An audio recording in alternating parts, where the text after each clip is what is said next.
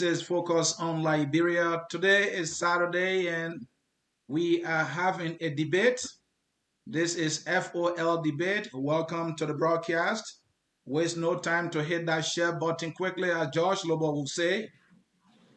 We are here to have a debate, and we have the debaters comfortably seated. They are said we have Mr. Emmanuel S. Wette, His Eminent Emmanuel S. Wette.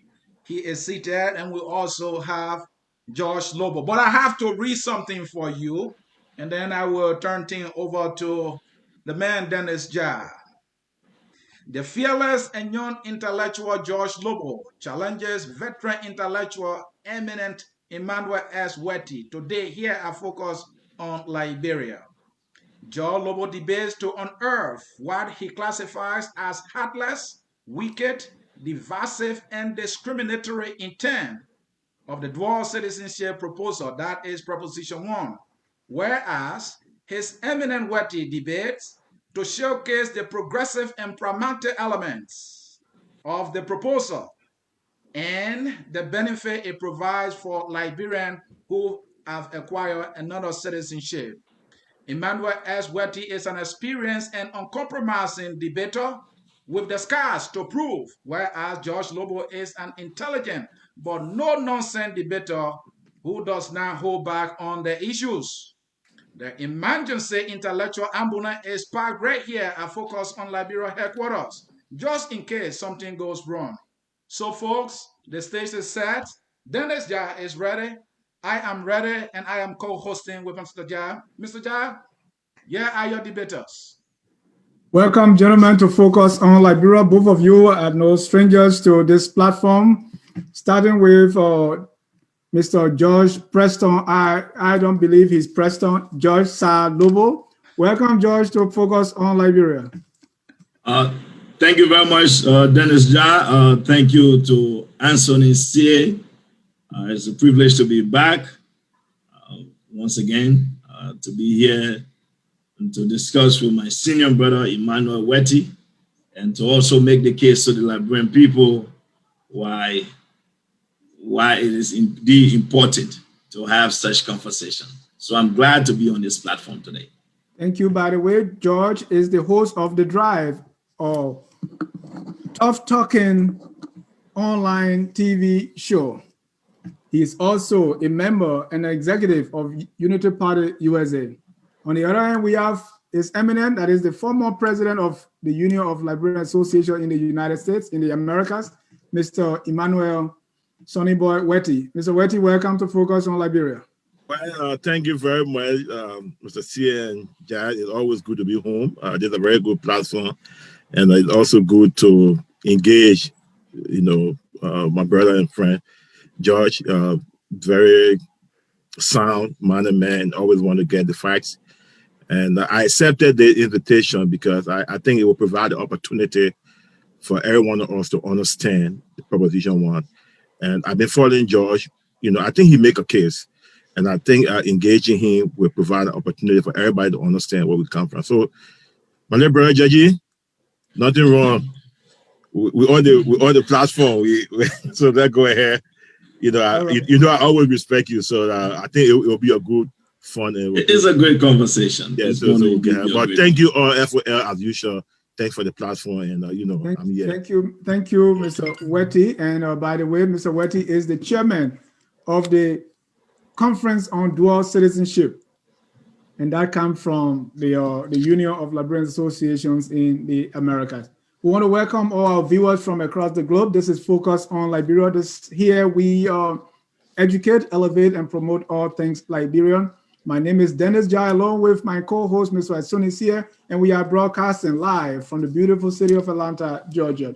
Our topic tonight, the debate point is voting yes or no in Prop 1. December 8, 2020, we're going to have a referendum in Liberia, and one of the propositions is on dual citizenship. So we have our two colleagues tonight to debate the pros and cons. They are urging their voters to vote either yes or no on the proposition. Mr. Sia, let's get this started. And let's get this started. What a better way to start than to ask our debaters tonight to do just a very 1 minute introduction of themselves, and we will start with His Eminent Emmanuel S. Wette. Mr. Wette, a little you are willing to share with our audience, please.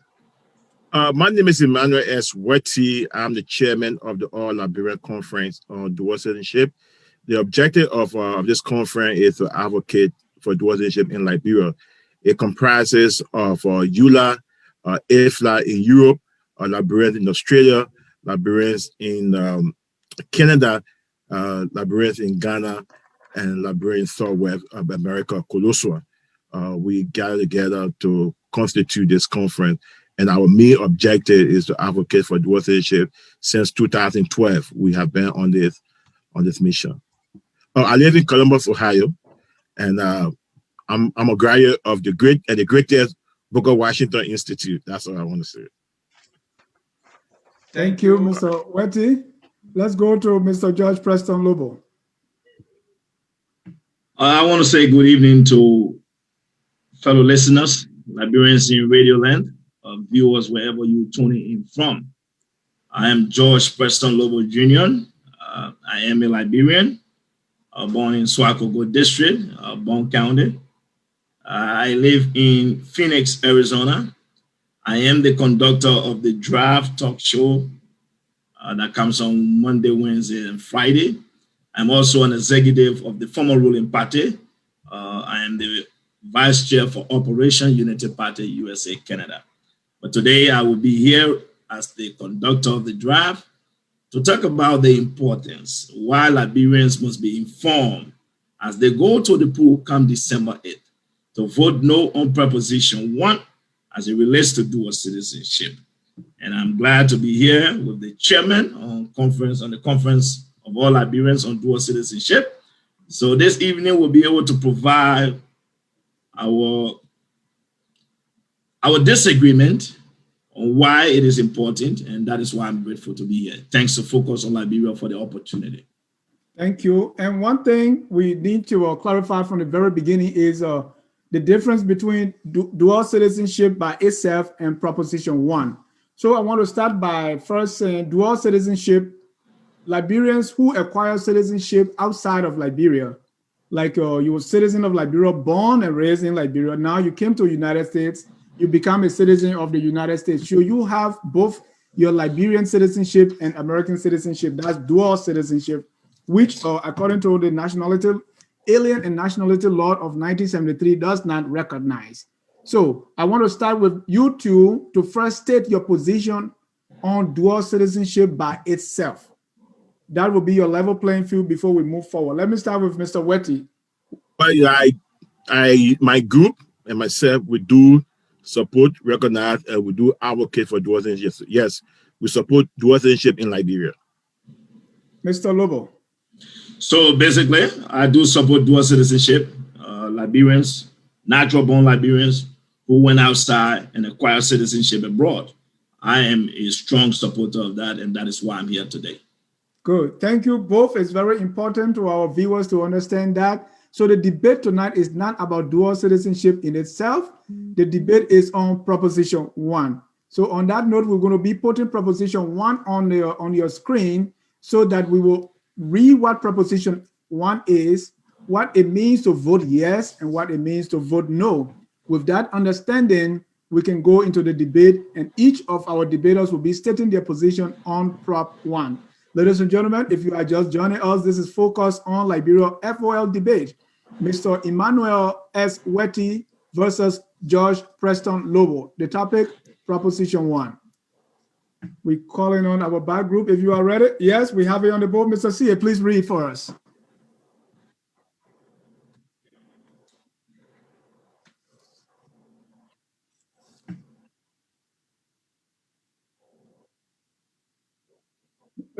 Mr. C, can we start with the proposition first before the yes vote?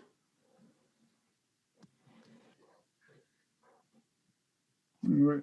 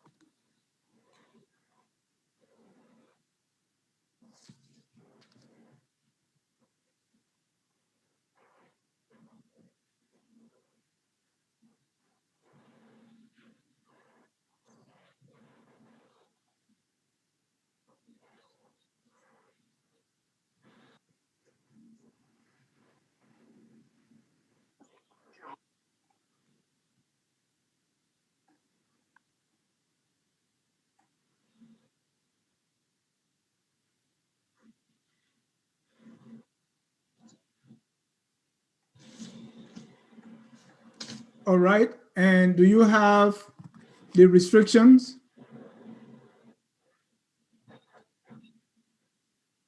Right. So, yes, sir. So proposition 1 is amending Article 28. So what Mr. Sear just read is what the article is going to read after the amendment. So let's go ahead, but there is a clause in this proposal that talk about the jobs that dual citizens should not be able to do. Yes, Mr. Sear, go ahead.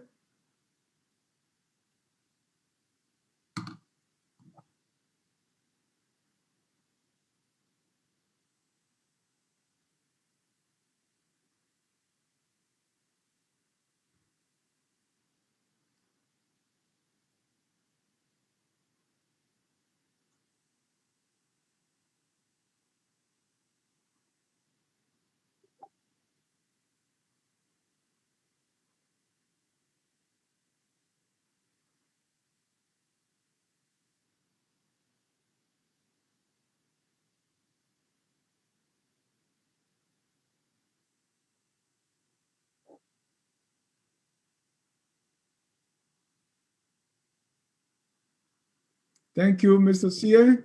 Gentlemen, you have heard the reading of Prop 1 and what it means. Now let's go to the yes vote, Mr. Sear. Yes and the no vote. Yes, please.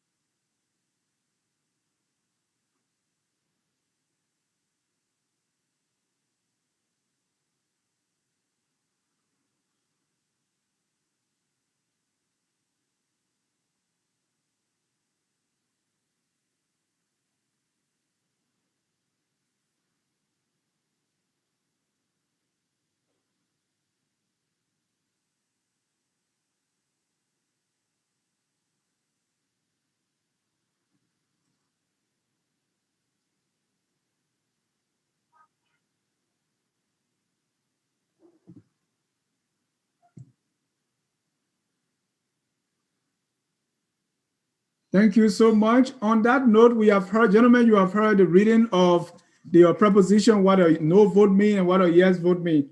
We go to Mr. Josh Lobbo to state your position on Prop 1 and why. As Mr. Say, thank you very much for such a brilliant reading. The no vote makes it very clear that the Constitution in its current state will remain, nothing changes. So let's take what I mean by that. If the Constitution remains in its current form, a natural-born Liberian who holds or picked up a citizenship abroad remains a Liberian. Not only that, he or she can serve today under the current status in those positions that they are restricted from if a yes vote was cast, which I believe not only that it is discriminatory, knowing very well that Liberia as a struggling country, given the enormous amount of contribution being made by Liberians in the diaspora, given the amount of knowledge and skill that is abroad for Liberian, we believe that as an emerging country, it is important that Liberia harness all of its technocrats, all of its expertise, and all of the resources that lies out there that we can be able to take back home to transform our country. So for me, my position is very, very clear, which of course, at this particular point in time, a natural-born Liberian who holds citizenship from abroad, given the current constitutional provision, they are protected. You cannot restrict them from being ambassadors, ministers, directors. So why should Liberians today give up half of what they have to vote yes? I strongly believe that Proposition 1 is wrong, it's discriminatory, it is an attempt to reduce the competition of qualified, competent Liberian. This is an attempt by few Liberians who feel threatened. And today on this platform, what I intend to do is to also be able to enlighten Liberians when they talk about it's a national security issue or why it is a security issue. I do agree with the guys who want yes. But we must say no to this because many Liberians who've left Liberia today, regardless of the circumstances under which they fled their country, do hold citizenship abroad. They've acquired skill. They have been major contributor to the economy. And as a result of that, I strongly believe that Liberia needs to benefit from it.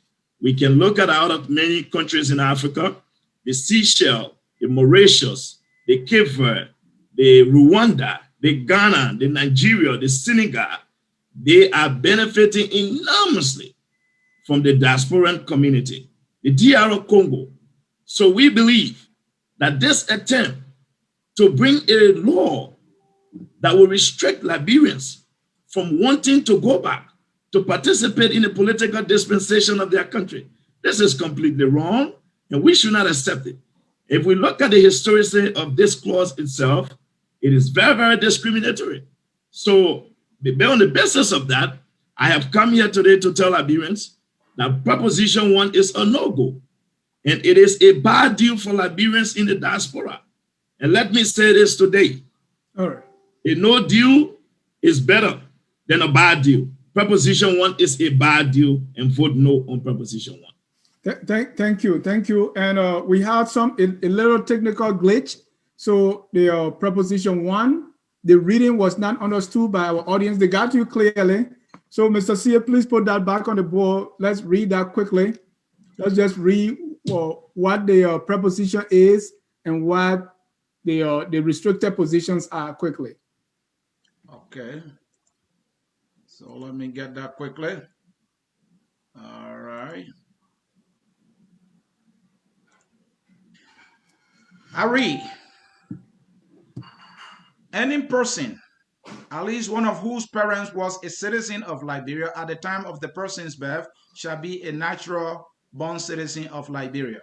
A natural born citizen's right to citizenship of Liberia is inherent and inalienable. No law shall be enacted or regulation promulgated which deprive a natural born citizen of the right of his or her citizenship of the Republic of his or her citizenship right, and any law or regulation which alienates or deprives a natural born citizen of his or her Liberian citizenship right shall be null and void. So I bring the other segment, the restriction. The restriction read is a natural born citizen of Liberia may hold another additional citizenship.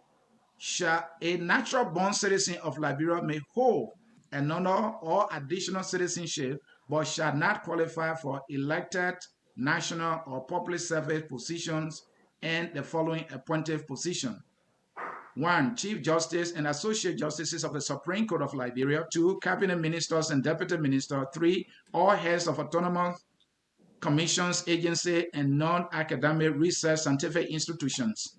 4. Ambassadors, extraordinary and plenipotentiaries. And 5. Chief of Staff and Deputy Chief of Staff of the Armed Forces of Liberia.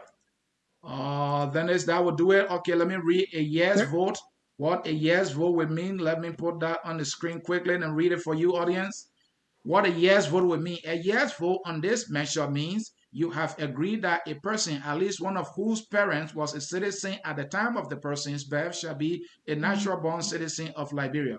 Such person does not have to reach the age of maturity to decide his or her citizenship. Also, you have agreed that a natural born citizen of Liberia may hold another citizenship but shall not qualify for elected national or public service positions and the above listed appointed position that I just read earlier. A no vote on this measure means the constitutional provision shall not change but will remain in its current form. Gentlemen, Josh, you have already stated your position, so you clear the audience heard you. It was the reading they did not hear. So we'll come to His Eminent Emmanuel S. Wette. Your position, sir. Well, my position on Proposition 1 is yes. Vote yes on Proposition 1. And that is the position of the All Liberian Conference on Dual Citizenship that represent more than 5,000 Liberians in the diaspora. Why yes? Why yes? let us look at the current laws in Liberia. Currently, our law states that if you are born to one parent of a Liberian, at the age of maturity, you gotta decide your Liberian citizenship. That's one. Our current law, a woman cannot pass her citizenship over to her child. Prior to the decision of the Supreme Court on December 23rd, 2019, if you naturalize in another country, if you voted in another country, if you fought war in another country, if you renounce your Liberian citizenship in another country, you are automatically not a Liberian. That's why the Alien and Nationality Law of the Republic of Liberia State, Section 22.1 and 22.2. On December 23, 2019, the Supreme Court ruled in the favor of Jallo. Let me say, the Supreme Court decision only nullified Section 22.2. The Supreme Court said, look, one is a Liberian until you can prove that that person is not a Liberian.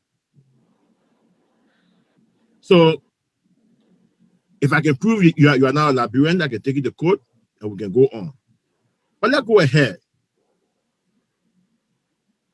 We, in the All Liberian Conference on Dual Citizenship, we do not like all the restrictions.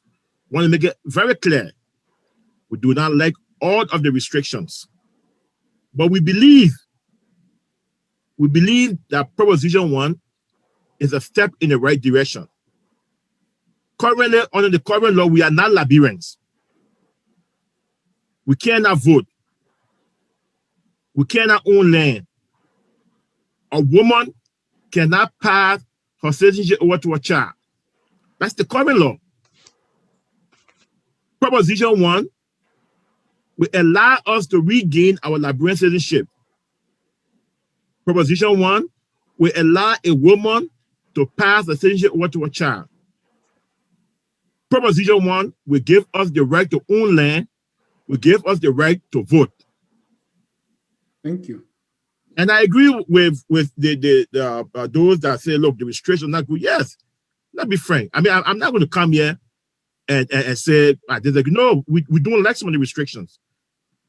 As a matter of fact, I've said it over time that, look, our current law in Liberia allows a naturalized Liberian to have more right than a natural born Liberian who has dual citizenship.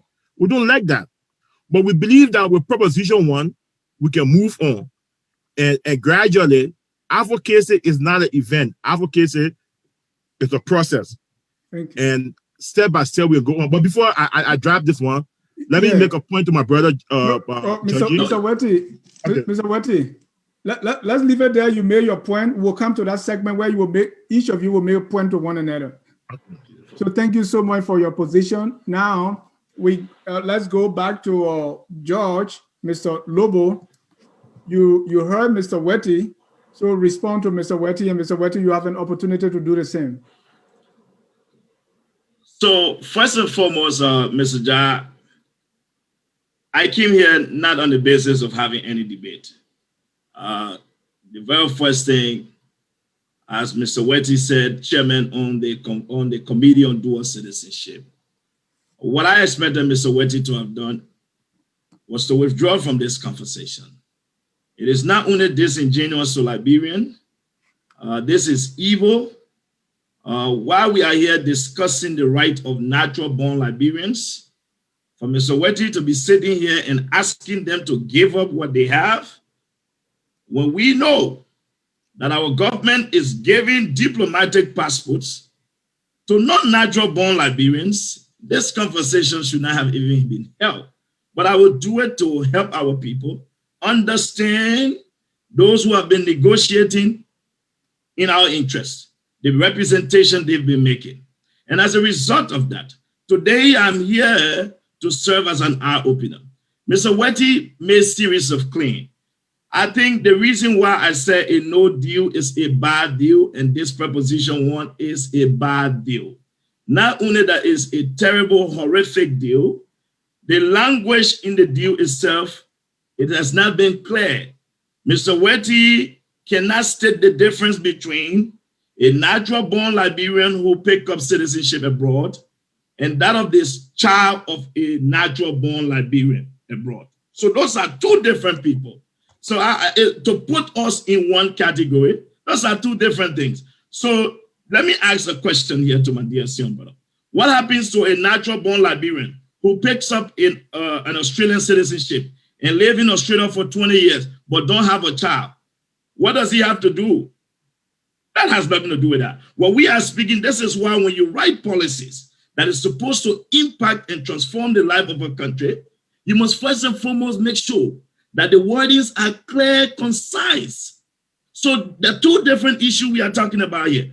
We are talking about children born abroad, which that child at the age of 18 can decide if they want to be a citizen of that country or want to be a citizen of Liberia. That is not what we are talking about. So to put them with a Liberian who struggled in the refugee camp in Bujumbura, in Nigeria, in Guinea, in Sierra Leone, who now in America, who holds a U.S. citizenship, that itself is not fair. So to be honest, this conversation, I think what Mr. Wette and his team need to do first is to first go back to the drawing board, differentiate the two groups, and let's have this conversation.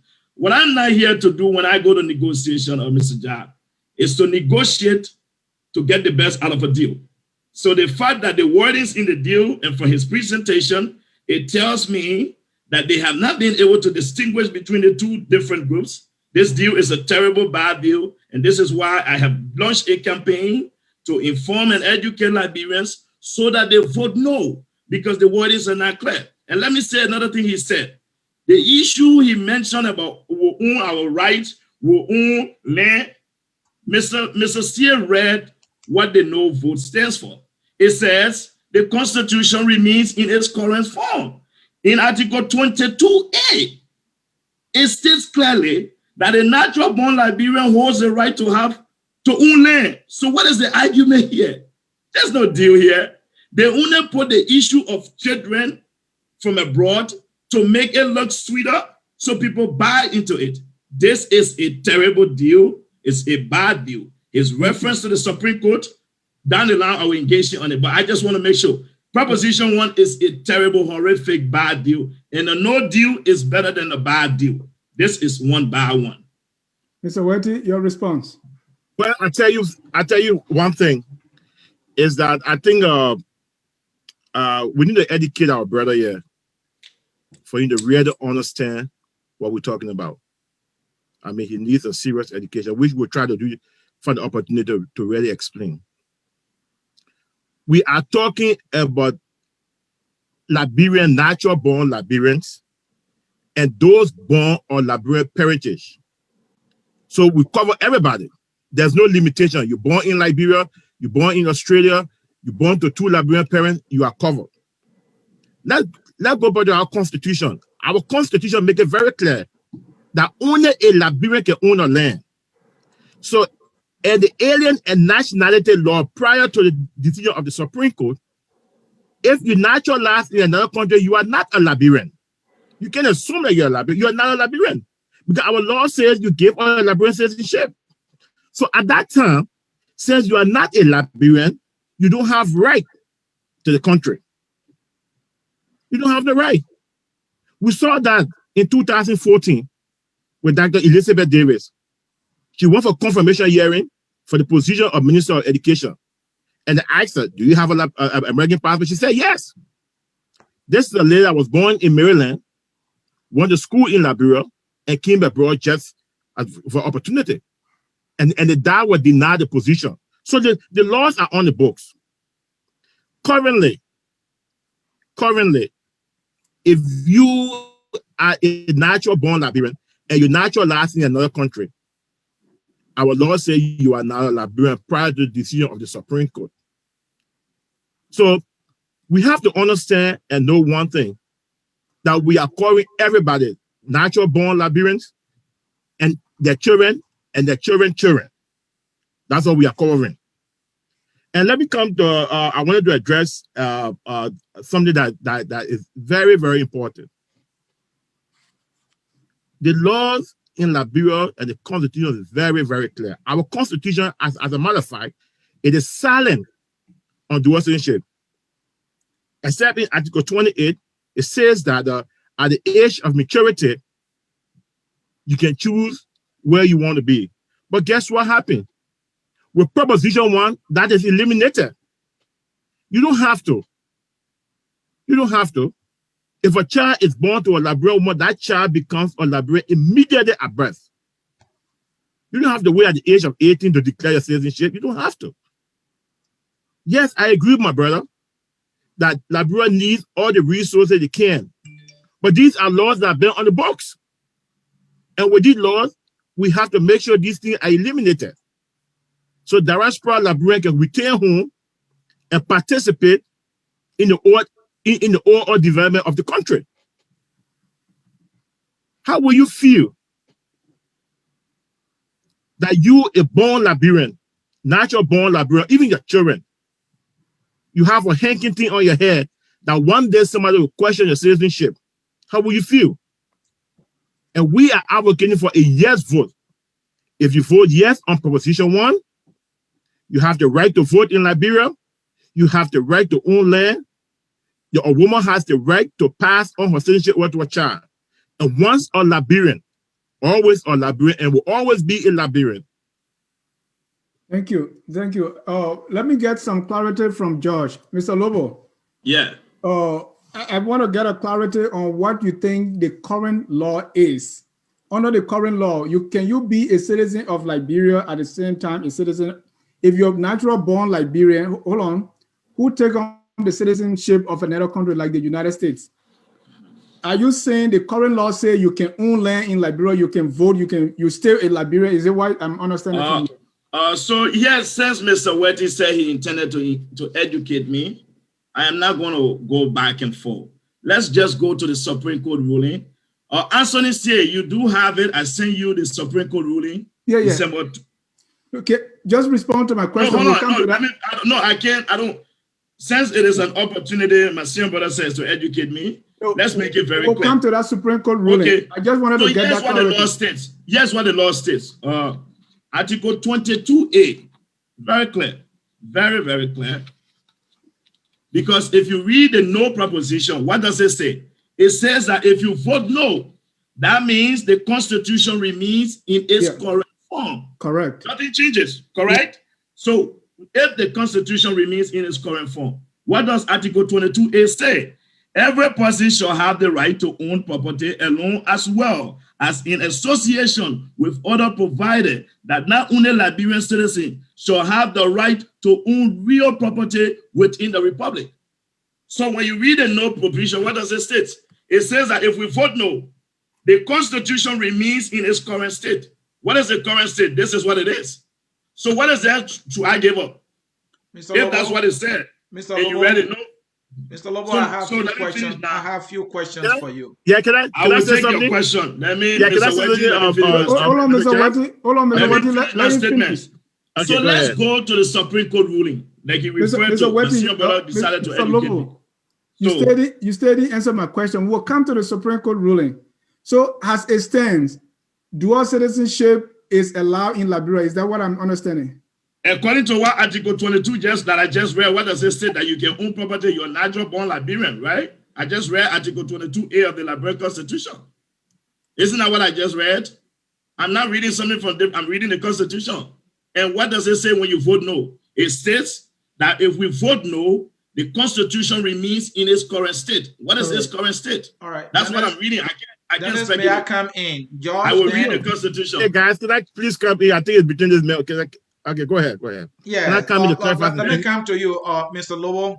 Mr. Lobo, do you believe that the Alien and Nationality law is still a valid law in Liberia? So here's what I would do. In as much as I'm not a lawyer, I will refer that to the Supreme Court. which is the chief interpreter of the Constitution. And Lobo, thank God for that. Lobo, can I Let get me an finish. answer No. my question? You asked me a question. This is a legal matter. I can't misinform the Liberian people. We were privileged to have the Supreme Court ruling. Let us use the courts. When we have dispute over the Constitution, that is the responsibility of the Supreme Court. So let us use the Supreme Court's ruling. Mr. Lobo, do you believe that the alien and nationality law is still a valid law in Liberia? Given the ruling here in the Supreme Court, it said that it disagreed, because if we go back to Article 95, Article 95, which stated that the Constitution was suspended prior to the inception of the 1986 Constitution. All right. So you asked me the question. Let me finish now. With my question, No. You can't. When you ask me a question, you can't cut me off. Let me finish, because I want to make sure that Liberians listening to us understand what is at stake. So if you ask me a question, I want you to give me the chance to explain, because I don't want people. This is a very important matter.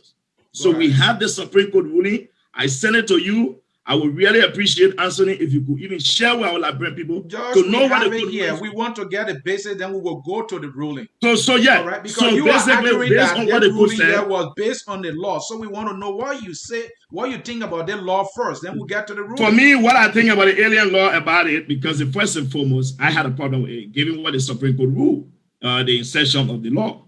And the Supreme Court makes it very, very clear. Once a Liberian remain a Liberian, this is why the Supreme Court ruled. All right, then there's something I was coming with. Let me conclude that, then I'll get back to you. Mr. Lobo, my understanding is that the alien and nationality law of Liberia remains the law of the land. In that law, the law clearly stated that if one acquires another citizenship, and when one participate in an election, in other words, if one votes in the election of another country, it also goes as far as saying if one serves the military of another country, that person on that basis forfeits their Liberian citizenship. And that law is still the law of the land. Now, you are saying that this law does not say anything about your citizenship, even if you have done these three things. Am I correct? Let me don't. I don't want to use my words, because these are legal matters we're discussing. I may not be a lawyer, but we are privileged to the Supreme Court statement. So let's just go to what the court said. The judge further opens section 22.2 of the Alien and Nationality Law provides lose of citizenship under section 22.1 of the title shall result solely from performance by a citizen of an act of fulfillment of conditions specified in such section, and without the institution by government of any proceeding to nullify and cancel such. So what the court was saying is that the process by which it is determined that you've lost your citizenship can only be done through a court of competent jurisdiction, which means there must be legal proceedings.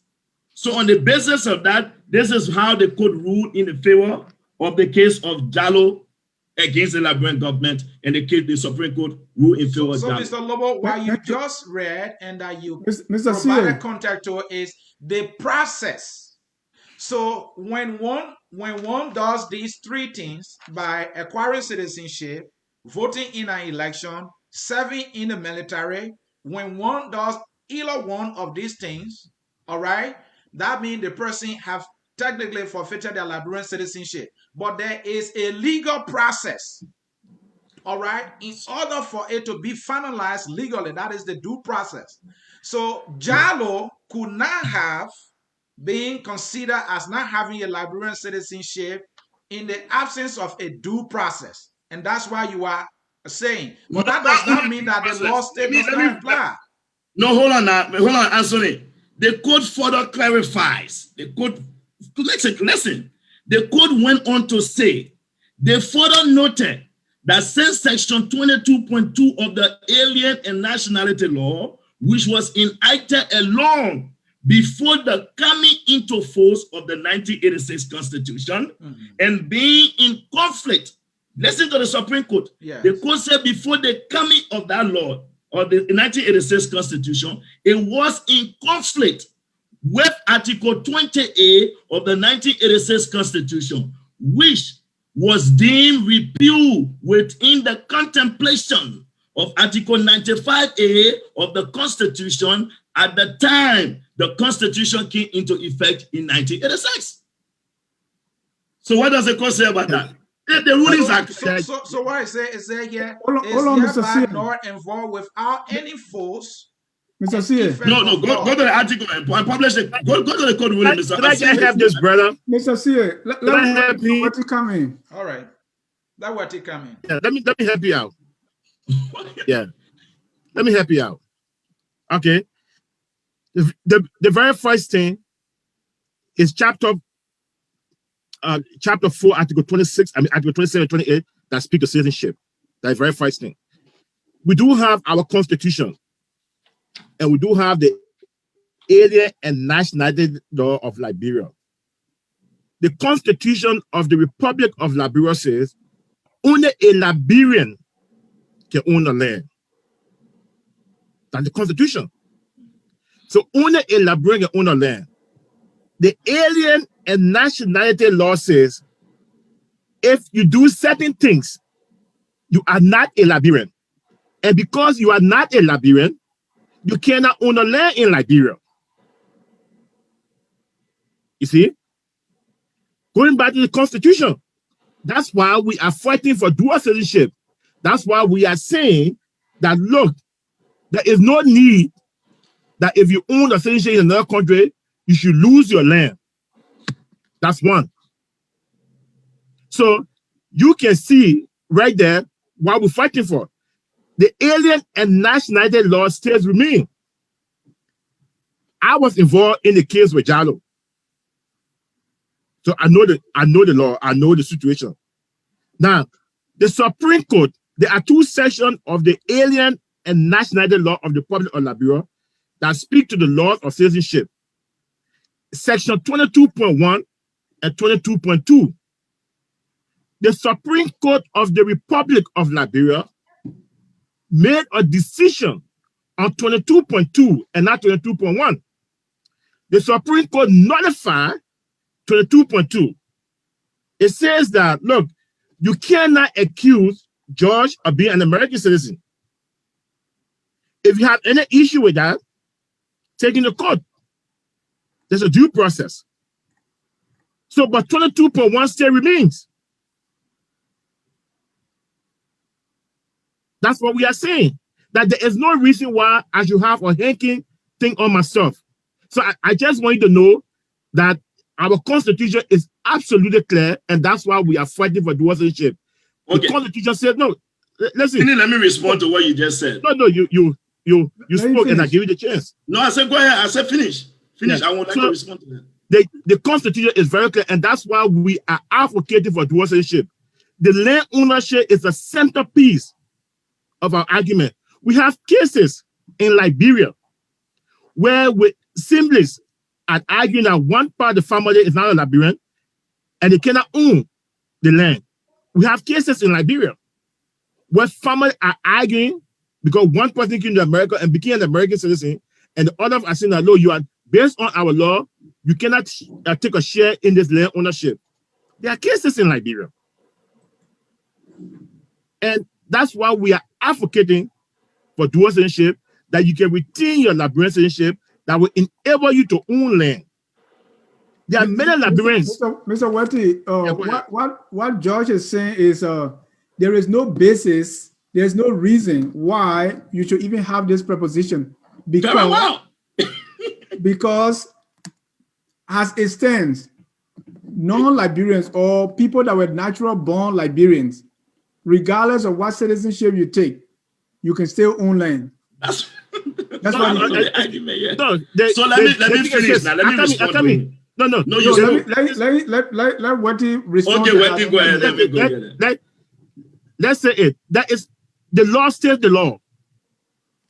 The law states the law. The law still recognize Section 22.1. The Supreme Court said in 22.2, you are allowed due process. So I give you an example. What the Supreme Court is saying? The Supreme Court is saying that you are a Liberian until you are proven not to be a Liberian. So let's take, for example, I go ahead and purchase a land. I purchase the land, and while in the process, somebody found out that I'm now a Liberian. They can go to court and ask how I came in this country. They can ask the ambassador the ambassador. The court can call the ambassador. They can check my record when I enter the country. How I enter the country, they can prove that I'm now a Liberian. So what we're seeing here is that, look, we don't want those things to happen. With Proposition 1, you don't have to worry about anything. With Proposition 1, if you are a Liberian, you are a Liberian, irrespective of your other citizenship. But why should you have this hanging thing on you? Yes, it is true. The Supreme Court said once a Liberian, you are a Liberian until proven wrong. We are saying that, look, knowing our country where you get private selected justice, is very important that we keep our Liberian citizenship and don't have to worry about anything else.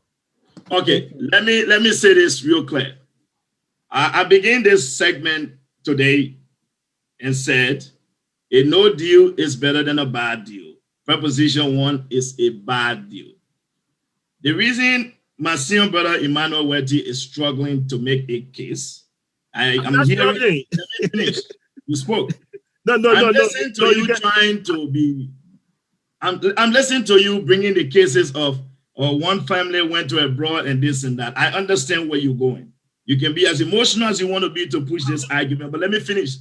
Mr. Wette, I'm not struggling. I'm making my case. Hold on, Mr. Wette. Let you continue. Mr. Wette, you spoke. Let me go ahead and speak. So, the very first thing, thanks to Mr. Dennis Jah for his clarification and explanation. Because, Dennis, my argument was very simple. If you read the requirement, if we vote no, it states that the Constitution remains in its current state. Correct. Now, very well. So, in its current state, a Liberian who went to Japan and got Japanese citizenship, he returns to Liberia, he remains a Liberian. So, Proposition 1, here's where they struggle with Proposition 1. And here's the problem. Bringing in a natural-born Liberian kid, who you referring to, the first thing that should have been done was, the law should have been made very clear with regards to natural-born Liberians who pick up citizenship abroad, and then with regards to their kids, because those are different classes. You put them in different categories. Now, because that man was born in a different country, so he or she holds natural-born citizenship right in that country he was born in. So he has to make that determination. The notion here that Mr. Wette is trying to explain to us, I don't know why he should do that for us, when the Supreme Court language is very clear, explicit, that all Liberians can understand. The court even stated, Mr. Jah, that prior to the enforcement or the coming into existence of the 1986 Constitution, because if you look at the Alien and Liberianization Law itself, at the time the Constitution came into existence in 1986, the 1986 Constitution that Mr. Wette is arguing, the court is saying that the Constitution had already been, the 1847 Constitution was suspended in 1980. So therefore, whatever amendment that was made on that basis could now come to 1986. So Mr. Wette is struggling to interpret the court rulings to us. That is not my position. In as much as I'm not a legal professional, the Supreme Court is where we go for adjudication. That is the branch of government responsible to interpret the law. And as far as I'm concerned, this is why some of us have dedicated our time now to go to Liberia to educate our people. One thing Mr. Wette have done very well is making this argument using alien on the basis of this dual citizenship push. That is not my argument. Because Mr. Jah, if Liberians understand what he's saying, if a Liberian who holds an American citizenship today went to Liberia and voted no for Proposition 1, they are restricted from serving in all those capacities. But a Ghanaian can leave from Ghana, go to Liberia and naturalize and serve in that capacity. How does that make sense? How? This is This is why we are saying, and Mr. Wette, let me quote Mr. Wette, because for me, when I discuss national issues, we must use the facts and use the preponderance of those who make the case to hold them by what they stand for. It is unfortunate today that I'm hearing my senior brother say here that it's about Liberians who are abroad. On the Seku show on SKTV, Mr. Wette, if I can take you back, you made the argument that it was on the basis of national security. You also said that you were making this argument to protect Mamusu in Liberia. Now, what I wanted to hear from you today is the justification that put Mamusu in Liberia in a secure position from an Ente Winifred from Minnesota who holds a dual citizenship or holds a U.S. citizenship. You have not done that. And what I want you to understand, on the Seku show, you told Liberians that, yeah, this is not a good deal. This is not everything we wanted, but let's take it now, and then it will be amended later. And what I'm saying to you, Mr. Wette, if EULA, throughout its existence, if this is all you fought for and will bring to the Liberian people, and you want us to take it now, and then begin another struggle down the road to make amendments to that law, then what I'm saying to you is simple. Why not we fix it now before we put it to vote? Why do you want us to accept a bad deal now and then fight later on to rectify it and make it a good deal? A bad deal is just a bad deal. And let me say this, Mr. Wette. I understand. Let me finish my statement. You're not a moderator. Go ahead. Why you? Go ahead, finish. I understand EULA's position to register a win for the Liberian people on the basis of this dual citizenship, but we will not sit here and allow Liberian people to give up what they have. It is like saying give up half of what you have because you want to record a win. A bad deal is a bad deal, and this preposition 1 is a bad deal. A bad deal is a no deal is better than a bad deal, and Liberians will vote no on preposition 1. Mr. Lobbo. Yeah, can I respond, John? Hold on, because Mr. Lobbo, I need some clarity from you here. Please help me. Are you saying as of today, dual citizenship exists in Liberia? Is that what you're saying? Mr. Ja, as far as the Constitution exists today, a natural-born Liberian who left Liberia, wherever you went, whatever you've done there, when you go back to Liberia, you remain a Liberian. And that is the basis upon which I'm here to argue. Right. And as far as I'm concerned, so what Proposition 1 is asking me to do now is to say... I got your answer. Yeah. Okay, and then Mr. C pointed out chapter 2 22 of the laws of citizenship under the Alien and Nationality Law. We say, and I posted that on Facebook so that our people can read, right? That you can perform acts that can make you to lose your citizenship. It reads, from and after the effective date, and obtaining A, there are 4 different from A to E. Here the law says you can lose your citizenship. Obtaining naturalization in a foreign state upon his own application, upon the application of a duly authorized agent, or through a naturalization of a parent having illegal custody of such person, provided that citizenship shall not be lost by any person under this section. And it goes on. B, taking an oath or making an affirmation of other formal declaration of allegiance to a foreign state or a political subdivision.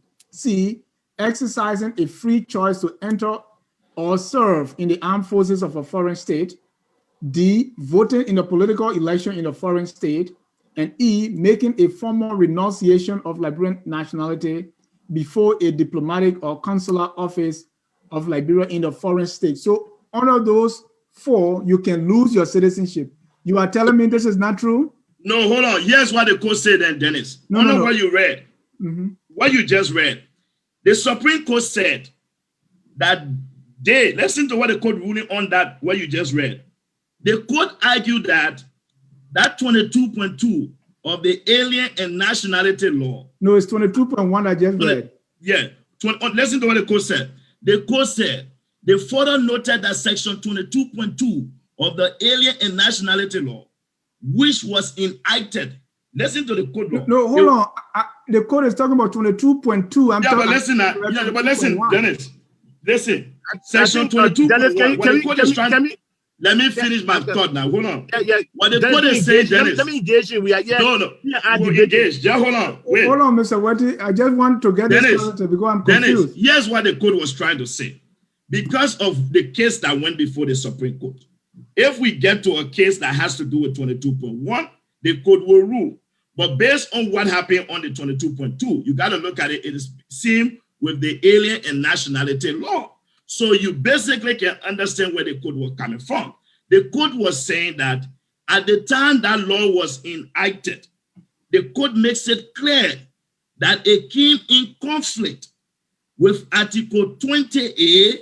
The code also said because of the 1986 Constitution, which had a conflict with Article 95 of the 1986 Constitution. The code ruled that. The reason why the code mentioned Article 95, in Article 95, it says 1980, the previous Constitution was suspended. So the code was saying if the Constitution was then suspended, how can you bring a law from there to be used in 1986? Hey guys, can I respond to this, man? I mean, we have a case to make. Go ahead, Mr. Wette. Before then, Anthony can come in. Yeah, look. Let's take his argument. Let's look at the no vote. The no vote said we should go back to the Constitution. The no vote said we should take what is current. So the issue now is that what is current? That's the issue. What do we have right now? What do we have? We have 22.1. We have the issue of due process. We have a woman not having the right to pass on citizenship or to a child. We have naturalized Liberian not having the right to own land. We have naturalized Liberian not having the right to vote. That is the current law on the books. That is the current law. So if it is no, then we're coming back to where we are. And where we are is not good. It doesn't give us the right to participate in election. It doesn't give us the right to own land. It doesn't give the woman the right to pass a citizenship over to a child. It doesn't give us that right. That's the current law we have. So the president said, if you say no, you are returning to this law of which we are advocating for to change. The Supreme Court is very clear. The argument is not anything. The Supreme Court only ruled on Article 22.2. And what the Supreme Court ruled on, it said, look, due process. We're going to give you due process. Yes, you have a kid. And John, thank you very much. I still thank you very much for reading Article 22.1. Thank you very much. Those things are listed. And if you are involved in those categories, the Supreme Court is ruling that, look, go ahead. You cannot accuse this person of anything. Take them to court and prove it. So if we go back to where we were, if we go back to the old thing, then of course, we are going to have the same issue where when you enter the country with your passport, someone can question your Liberian citizenship. And that's why Jallo question. Yeah, let me come on. Okay. Let me come on. Go ahead. Because he is making the case that we don't have anything. What's the current law? What do we have right now? What do we have right now? We have the 1986 Constitution. What do we have? We cannot hold position. We cannot be ministers. Even the current law we have, we can't even be sweeper.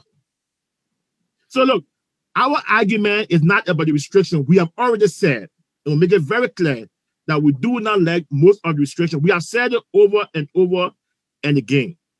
But we believe that Proposition 1 will take us in the right path. The restriction that we're talking about, let's look at this. In fact, today is October the 3rd, which is 1 year anniversary when the proposition was passed. So you have 2/3 of the members of the House and the Senate that approved the proposition. Those are the members of the House and Senate that put in the restrictions. The no vote is saying, if you say no, you gotta go back to them. who know what they can add into that listing? Because they're the one put in the restrictions. It was not put in by you and myself. They made the laws. Now, Provision want to say, they know a sin, now go back to them and change the law. Who know what they may add? Can I ask you a question? No, Josh, So I have to Hold come on, in. Mr. Okay. Sony wants to come Yeah, in. I certainly Okay. want to come in because, Josh, I'm going to be tough on you because you're I not want you to be answering. tough. It's my turn, Josh. You're not answering Yeah. simple questions. I know you don't like to answer yes or no question, and I get that. But there are times, Josh, there are certain yes or no questions you simply need to answer to.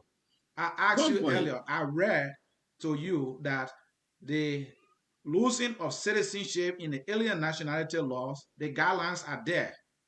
If you are voted in a foreign country, if you acquire citizenship of another country, if you serve in the military, that law is still the law of the land. Now, the Jaro issue you continue to bring on, and I'm arguing with you here that you are spinning, was the issue of due process. When once meet these requirements, the court is saying it must be done through a court process, not because the person has voted in the election in another country, served in the military there, then it's automatic. It means that the person has met the requirements. But now, for it to be done legally, it must be done in the court of law. That was why the court said no, Jalo maintains his Liberian citizenship. And that is why I'm asking you these questions. Asking you this question. You think these requirements don't mean anything at all? No, they do. Listen, let me say this so you answer it. Here's what happened. You can basically tell where the court will rule. The court argues that if the court makes it very clear that section 22.2 of the Alien and Nationality Law, the court said it came into conflict. Listen to the court ruling, that it came into conflict with the 1986 Constitution, which contradicted the Article 95A of the 1986 Constitution. Why did the court rule that way? Why was Article 95 of the current Constitution mentioned? If you read it, it will tell you. The reason the court argument is that if Article 95 of this Constitution we state that the Constitution was suspended in 1980, that means that particular clause, which came from the Alien and Nationality Law, it came into existence before the 1986 Constitution, and which, of course, was the Constitution at the time this law was made, was suspended. Let me finish. No, it was not the Constitution. It was it's separate from the Constitution. Yeah, but hold on now. That's why the court said that it came in conflict. Listen to the court ruling. The court mentioned that it came in conflict with Article 95. What happened in Article 95? Article 95 talks about the suspension of the Constitution in 1980. So on the basis of that, the court is saying that this 1986 Constitution you want to use now, which the Alien and Nationality Law had conflict with, the court did not deem it necessary to deny Jalo. So Dennis, let me say this now. What needs to happen is, when it comes to law, when the Code of Conduct was passed, right, it had to be tested. And when they went before the Supreme Court ruling on the Code of Conduct is what today you see some cabinet ministers will resign 2, 3, 6, 7 months before the time. Originally, when it was drafted, it said you must resign 2 years prior. So what needs to happen in this particular scenario, if the courts make it clear, if we vote no, we go back to the current Constitution. If there's going to be a problem with Section 22.1, it has to be tested. And I strongly believe and convicted that once it is tested, I will not be surprised if the court rule as a rule in Article 22.2. That's my position. Thank you, Judge. And let me say this before I leave it on to you. Yeah. Emmanuel Wette keep referring to my senior brother keep talking about right now we can't own land, we can't do this. That is not true, Mr. Emmanuel Wette. In this current status today, with or without preposition 1, I was born in Swakoko District, Bon County. If I went to Bon County today, I can buy land and nothing happens. So when we put the Alien and Nationality Law to test, I would not be surprised if they could rule as a rule for Jalo. So that is my position. Thank you, Judge. Then George, you're not using the law. You're just taking advantage of the fact that, like you, I can go to my hometown of South Star in a byline. All right. I mean, once no one carry complaints to the court that, oh, this guy is now a Liberian, nothing happens. But it is still a violation of the law, and that's why you're doing. No, I am a Liberian. Article 20 of the Constitution makes it clear I'm a natural born Liberian. All right, let's make progress. We can't be going around this thing. I'm a Liberian. Mr. Lobbo, Mr. Lobbo, on this show, we have Mr. Jallo talking about this case. Okay, so I'm completely, I know this case. I know. We also have Councilor Vani Shema on this show explaining the same thing. Here is what the Supreme Court ruling. Listen to the conclusion of the Supreme Court ruling here. On the December case, right? Yes. Wherefore, and in view of the foregoing, the petition is hereby granted.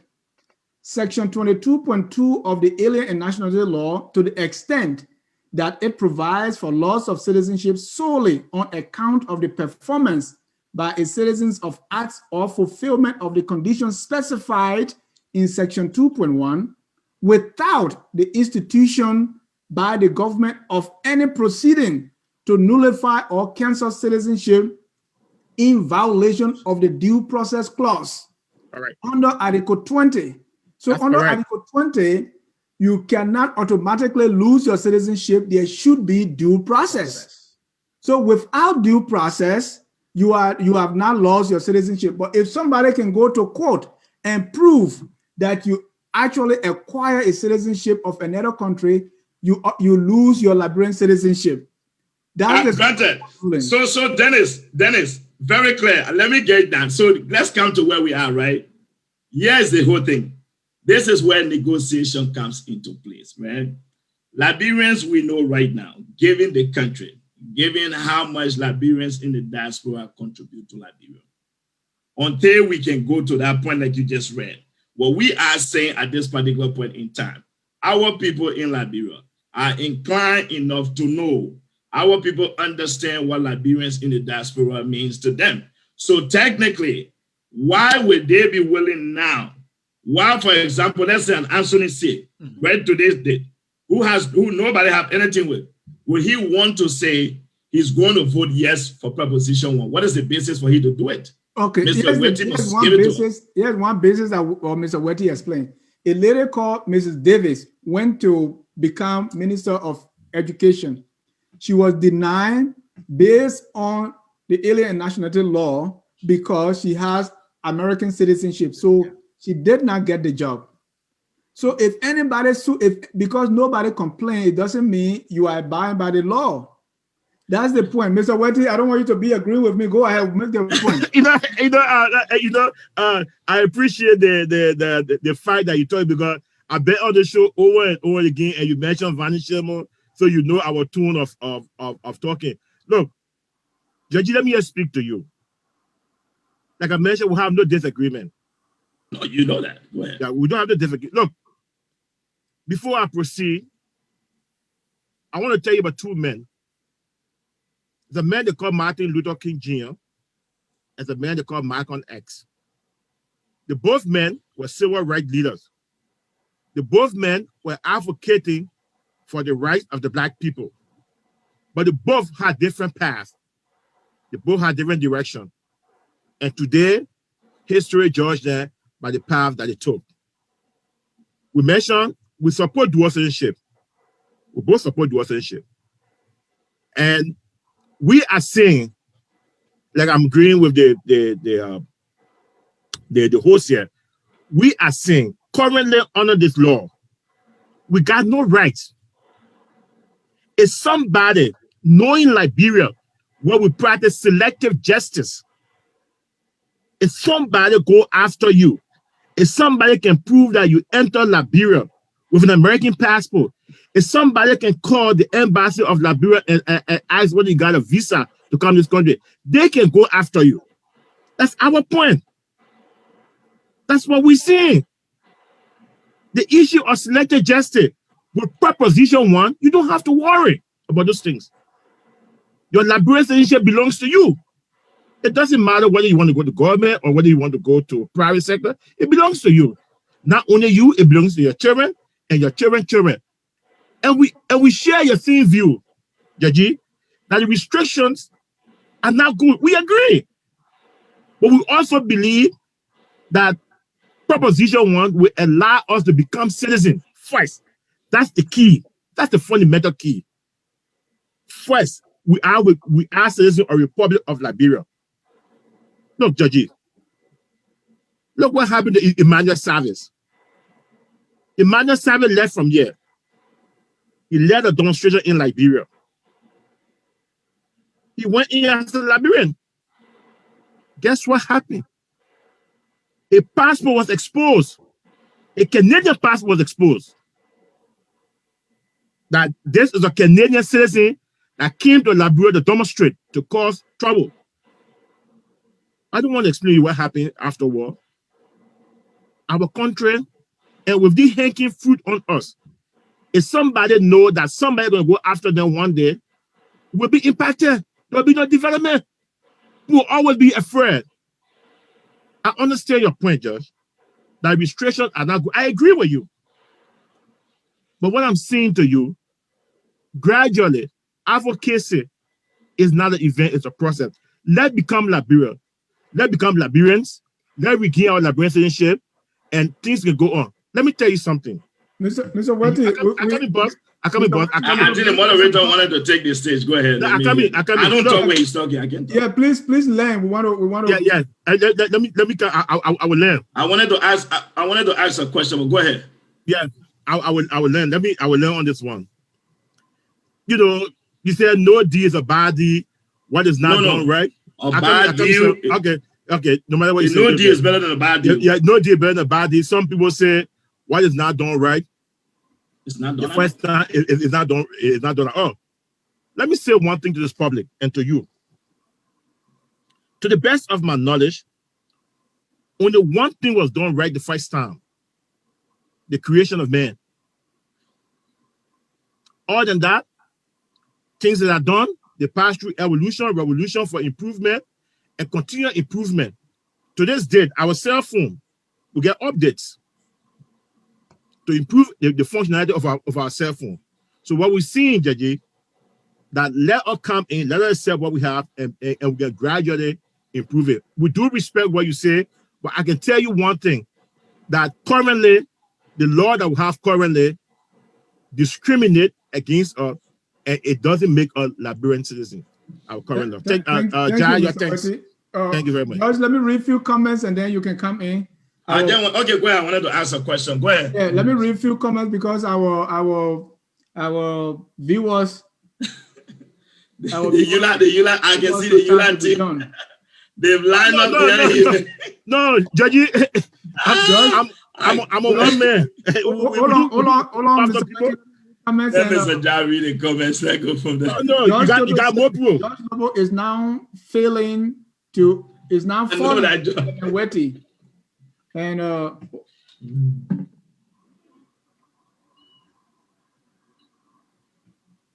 Thomas Awaji, if you left legal properties in Liberia, you still own your properties. You can own and operate a business in Liberia. This dual citizenship argument is all about seeking political position. Let's build a vibrant private sector.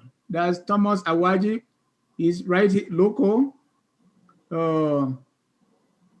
Agatha Sele said you need no visa to go to Liberia. Philip Blamo, once a Liberian, always a Liberian. Joshua, same way. My brother Josh understands exactly the deal, points and logic of that ruling, but choose the radical logic which makes sense. Let me go with this one from Wette and Keda. What Lobbo is saying is like one who drives without driving license is fine until he is caught. Lawrence Namo right, if you agree that the restrictions are not good, it automatically makes Proposition 1 a bad deal. Therefore, we should be supporting no deal. Continue, Dennis. I think it's evenly distributed. And many other folks serving in government are citizens of other countries. Dr. Somo Hubbard, why do women unable to pass their citizenship to their children? So a Liberian female does not have the same rights as the Liberian male. There were some comments that went after us. That's what I'm looking for. Oh, yeah. Voting yes doesn't help either. It only complicates the process. That's from Joseph Davis. Robert Glay Gagua. That's so misleading. So how does Proposition 1 help all of what you listed? Yeah, I can find the group. The people commenting, you're not going to be able to, Facebook, I can get to certain people. It's a lot of comments, Georgie, as you're reading, it's just flowing. No, not me. That Dennis, when you go up, they can go away. Facebook. So right. Dennis wants to go by, it's not going to be possible. It said the host is kind of taking side and something. I think it was my time to somewhere go, right? that when they say it's in conflict, so the host should understand. It said okay. It said I was spinning it. That was the thing. That you were spinning it. Okay. Yeah. All right. Is it my time to go? Gentlemen, let it come. This is my observation, and George, I told you I'm going to be tough on you here, and maybe that's why the viewers here coming after me. My observation, and I could be wrong, George, is that you're looking at the enforceability of these laws. It is difficult for anybody to enforce the laws as they are now. In fact, I can say the laws are not being enforced. I can walk out of here. I'm a U.S. citizen. I can walk out of here and go to Grand Crew. Cummings, for example. Cummings is a U.S. citizen. He never denied it. He contested in our elections. And that can be said about many Liberians. Who cares? We are all brothers and sisters. But what Wette and his team saying is somebody see you as a political enemy. They can go after you. You, George Lobbo, you are tough on this government. Let's say they get information that you hold a U.S. passport and you want to go represent the people of Bon County. George, those guys will do everything. But with this proposition, George, you're good. And yet, here's what I'm going to say too. The restriction that they even talk about, if you intend to seek for any of these positions, there is provision in there that says when you renounce your other citizenship, then you will be qualified to be appointed. Let me conclude. I agree with you. I will have loved for them to not put any restriction. I don't like that part. I hate that part. But with this law as it is, if it passes, I can put my Liberian passport here. I can put my U.S. passport. I can even hold both and walk through the line. I'm good. What we see now, even including our lawmakers, I had him for me a little code name, Frantico Farama, un Testament. He holds 2 passports. He's hiding. Yes. He is violating the law, and this man is a lawyer. I know him. So with the law, that is beyond us. That's all I wanted to say. Go ahead. So let me say this to you. Mr. Sia, can you connect the phone lines? We have our callers waiting. Let's take 2. Okay. So let me, Dennis, given the revelation from my brother Anthony, right? Mm-hmm. When Atikofa holds a U.S. passport and he's a Liberian lawmaker, right? Yeah. Basically, he says a lawyer.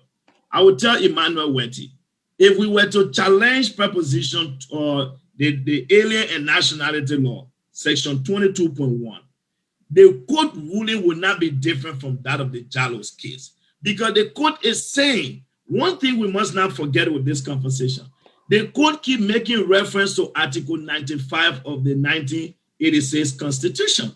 The court is saying that before the coming into existence of this 1986 Constitution, the previous Constitution was suspended in 1980. So you really can use this to hold somebody. So these guys, now that they're taking advantage, they know that because it has not been challenged in court, what Wette is saying to us now, Wette wants us to believe that it is going to, which of course we are open to. Because I think what needs to happen, Mr. Jah, this is why some of us are saying, why should we settle for Proposition 1 that is a bad deal, that is discriminatory, when we know for sure that should we go to court again, we will win in the court of law, because the court reference to Article 95 of the 1986 Constitution is a green light to where we stand. And one thing I also want to state here today, Dennis, when the dual citizenship became an issue in Liberia, since when dual citizenship was a problem in Liberia? That is one thing we need to understand, because I think it's going to play a fundamental role. before we solve all these mysteries and all these unanswered questions, what we are saying, Mr. Ja, is that the Liberian people right now, in its current form, since section 22.1 have not been challenged, we want Liberians to vote no on Proposition 1 because in its totality and in its current form, it's very discriminatory against Liberians in the diaspora. So let us do it. And then if there's going to be a case where the code rules and makes it clear, that will give all Liberians the opportunity to now sit down and look at the pros and cons and negotiate a deal that works for all of us. But in its current state, it is a bad deal. And I repeat, a no deal is better than a bad deal. Reject Proposition 1. Dennis, can I say something? Let me finish, Mr. Wette. When you speak, I don't speak. I'm sorry. Always, I didn't know you still talking. Go let ahead. me finish my point. Go ahead. And yes, one thing I want us to understand. Yeah, go ahead. When my senior brother Emmanuel Wette appeared on Seku's show, his argument he made was to protect Mamusu in Monrovia. Are you still with that same conviction today? What is it there that you wanted to protect Mamusu from Liberians in the diaspora that hold dual citizenship? What is that? Can you share with us why you saw a need to protect those in Liberia? Because you even said that those Liberians that live in the diaspora, they have opportunities for advancement. So what is there that you wanted to protect Mamusu for? Can you clear to the Liberian people so they understand some of the reason behind this? What is there that you wanted to protect Mamusu for? Give me your statement on SKTV. Well, I mean, if you, I appreciate you coming back. You didn't give me the whole line of thought for me to really grab. No, I'll give it to you. Don't worry, I'll give it to you. I'm coming. No, let me give it to you. Don't say I didn't give it to you. Let me give it to you. Let me give it to you. Hold on, let me give it to you. Mr. Lobbo, you asking your question, let him respond. No, he said, Dennis, he said the question was not clear. I didn't give him the whole line. So I said, let me give it to you. Because I don't want us to go back to the Seku show. Yes, okay, let come to this thing. Look, Liberians, let me say this thing today. The definition of citizenship is only defined within the constitution of a given country. There is no law act that defines a citizenship. Proposition 1 redefine our citizenship and eliminate Article 28 of our constitution. You can go to any court, you can pass any law. If that law is in conflict with the constitution, it becomes a problem. Proposition 1 will redefine our citizenship constitutionally, and we don't have to fight. Now, let's take your argument. If you keep this definition of citizenship in the constitution, as you are saying, if you keep this definition, Article 28, as you are saying, and the court pass a law, and that law is in conflict with the constitution, we have an issue. What Proposition 1 does is that it redefines the definition of citizenship in every country on the surface, on planet Earth. The definition of the citizenship is defined within the constitution. And that's our point. There is no amount of laws, there is no amount of statutes that can make you a citizen of a country. Only the constitution. And Proposition 1 defines that. You see? Go ahead. Yeah. It says in Proposition 1. I come in, brother. Let Wette land. Yeah. Wette, go ahead. Proposition 1 says that we are redefining Article 28. That's what Proposition 1 is saying. It's redefining Article 28. And every citizenship definition of a given country is defined within the Constitution. It is not by law, it is not by statutes. And Proposition 1 is the best path. May God bless Liberia and the generation yet unborn. Our path to redefining our citizenship is Proposition 1. We have it, we can improve on it, we can develop on it, we can tweak it. Advocacy is not an event, advocacy is a process. The only good thing that has been done the first time is the creation of man. Every other thing has been, they are going through evolution and revolution to be improved. Thank you, His Eminence. Dennis, let's go to the callers. Right. It is. I think we need to start taking notes, right? Yeah. Yeah. If the Gentlemen, question start for taking note. Dennis, you still not Just set? unmute the call, Mr. C.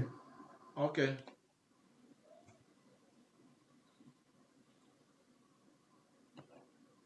Yeah, they are all unmuted. I see several of them unmuted right now. No, the call here.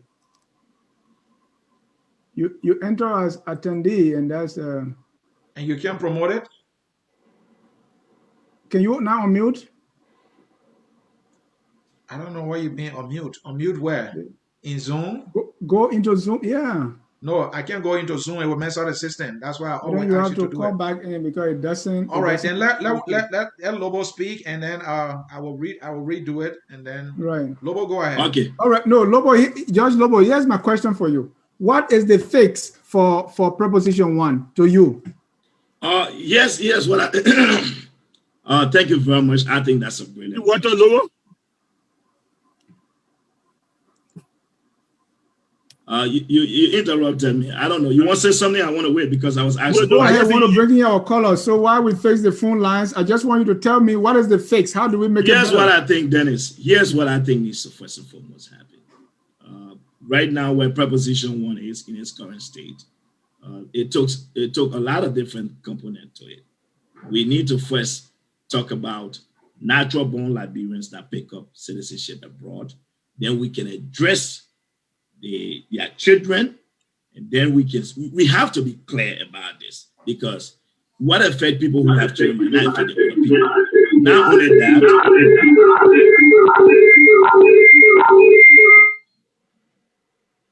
go ahead, Josh. okay. Sorry about that. Not only that, the restrictions in Proposition 1. The question, the argument being made by my senior brother Wette here is mind-baffling, because in Article 45 of the current Constitution, it makes it clear that only a natural-born Liberian can be president. So I don't know how Emmanuel Wette wants to differentiate that. What I believe is that dual citizenship itself, in its current state, is bad, especially for a country like Liberia. Please announce yourself. Am I good? Yeah, you're good, Josh. Okay. What we need to do, Mr. Jah, we need to first and foremost, educate our Liberian people, the entire nation, on the benefits of dual citizenships. That's the first step. Once we do that, and they understand the risks involved and the importance of dual citizenship, we sell the benefit to our people. Our Ivory Coast, Senegal, Seychelles, Mauritius are benefiting. We can be able to say, okay, gentlemen, we can put safeguards in our constitution that states that. Let's do what the Nigerians have done, Mr. Jah. The Nigerian law is so simple. You can pick up citizenship anywhere in the world. Once you enter the Federal Republic of Nigeria, you are a Nigerian. You are therefore held responsible and prosecuted based on the law of Nigeria. In Senegal, for example, they welcome the diasporan community. Today, they have 8 seats in parliament. So we need the skill from abroad. We should be creating opportunities and not creating laws that discriminate, that eliminate the participation, the full participation of diasporan Liberians. So the fix is not this hurry deal that is a bad deal. The fix is there's a lot of different steps we need to take.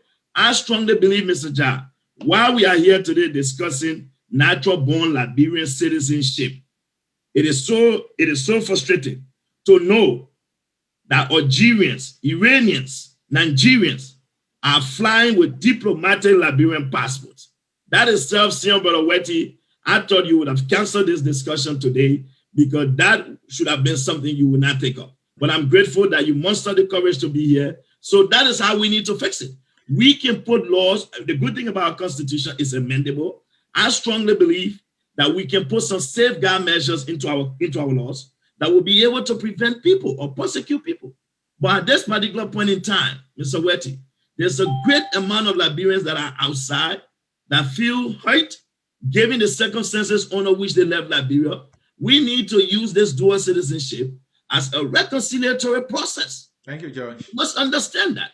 The people who caused them to flee the country are serving in parliament, They are making laws against them, and you are restricting those who left for things that people like Prince Johnson then cause. It is not fair. And that is my position on this. And George, I No agree against with you position. 100%. I agree with you 100%. That is not fair. We have to go to our callers. When we come back, His Eminence, I got some tough questions for you too. I'm going to leave Joy alone. I'm going to come to you. Mr. Thank you, because now what the people say, you're just on one today. All your questions were for me. No, the last debate, the four guy were on the four guy to the point that he was sweating. So today, they keep the high one for me, Georgie. Yeah. Oh, they keep the high one for me. I know them. Dennis, you ready to take call? Let's do it. All right. That would be Keseli Double would be number 1. Oh, Dennis? Dennis, why are you not saying something? We need to bring the callers in. Is he hearing you? Yeah. Mr. Keseli Double, yeah, quickly. I'm right here. Okay, thank you very much. And thanks to your guest. Thank you to Mr. Ja. Mr. Wette, we've discussed this thing on a couple of shows, and I have taken part, and now I am taking part again. Mine is actually not like a question, but a recommendation. Okay. You and I know that in Liberia, there is always this cry for no money every time. Why can't we take our time, discuss this proposal, put it into a good framework? I am not against certain restrictions that you have within this thing, but I think the restrictions are too many. And I bet if we just accept this thing as it is now, we tell our people to go for yes on this thing, I bet you the next adjustment that we might make to this thing might be done in the next 50 years. You and I might not be alive. Maybe some of our children might not even live to see that adjustment. So why can't we take our time, put this argument together, and ask for another council to put this forward? Let's reject it for now. Let's use the Constitution as it is. All right? Leave it as it is. Let's put this document together properly so that when it is done, it can be done well. I'm kindly begging your team, do not allow politics to ruin this process. These are good policies that are put together, but please, let us put it together and make it right so that when it is done one and in the best form for all of us and for our children's children. Let us not hurry and do it, and then tomorrow we might not get a food of it. Please, I'm kindly begging you and your team. That's my suggestion. Thank you. All right. Do you want to answer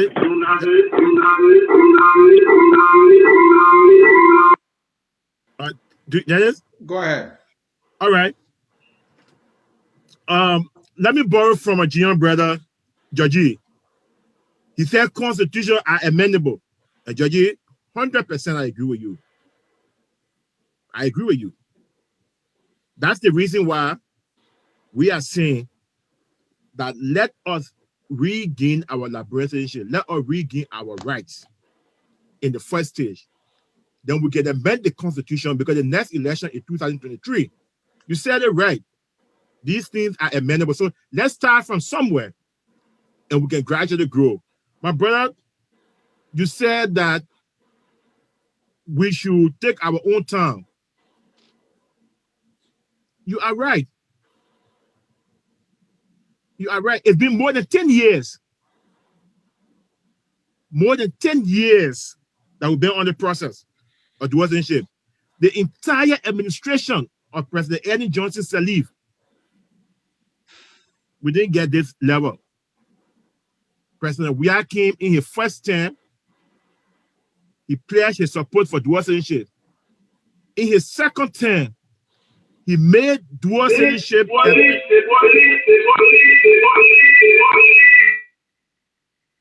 We're losing Josh. Go ahead. Okay.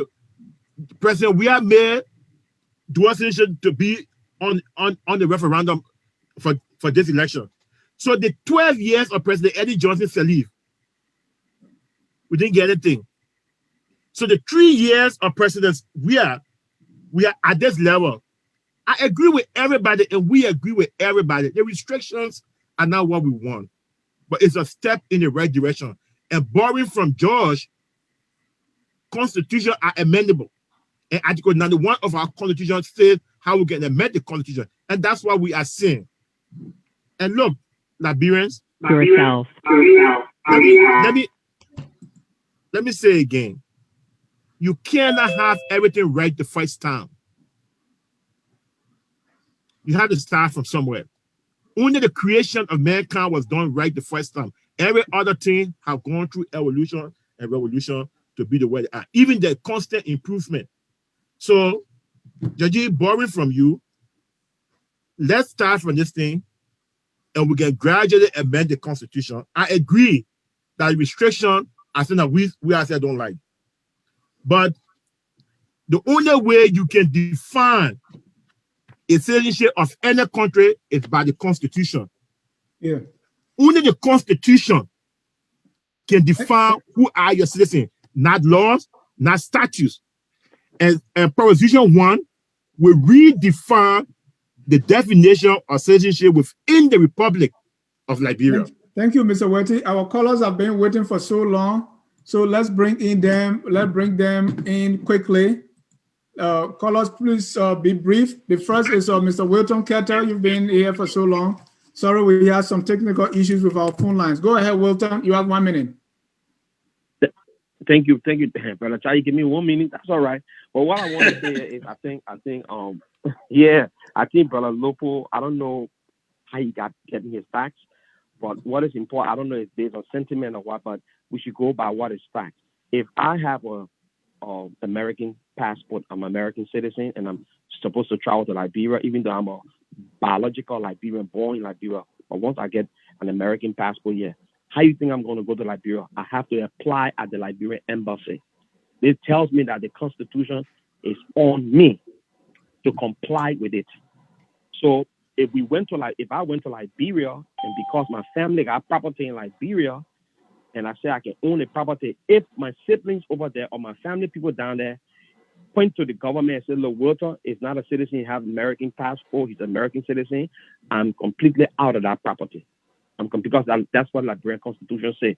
So Proposition 1 is the way forward for now. I think we should embrace it, and we can modify it later on. Because right now, that's what the Constitution says. If you renounce the citizenship, if you take on another citizenship, if all the things that Mr. Dennis read and Wette read over there and Anson read, those are the things that are on the books right now. And for many of us that have taken American citizenship, the Constitution is just there to tell us what we have done, and we are not entitled until we renounce our citizenship or where we took citizenship from, or the dual citizenship is passed. Then we will be like, we can have access to those things that were left for us. So it's not something that I think it was a bad deal. I think it was a very good deal, and once a deal can always be modified, and that's what my brother Lobbo does not know. You can always modify a deal. But like people always say, if someone owe you $10 and give you $5, don't tell you I want to take the $5 and start negotiating for the rest of the other $5. I think that's what we should be talking about now. Thank you, Mr. Ketter. Can I respond? No, just write it down. Let's go to our. We have so many callers here tonight. What do you lucky? Yeah. So let's go to. Let's go to Robert Glegben Gagwa Jr. Robert, you are live. Quickly, 1 minute. Thank you for bringing me on. Look, I'm not going to read the Constitution, what the court said. I'm boarding listening to my big brother, Mr. Wette, and everyone else. I think the last caller just made a statement about, made an analogy about when they say that $5 here, take the $5. How did we get to the point where we are negotiating our birth rights? Come on, man.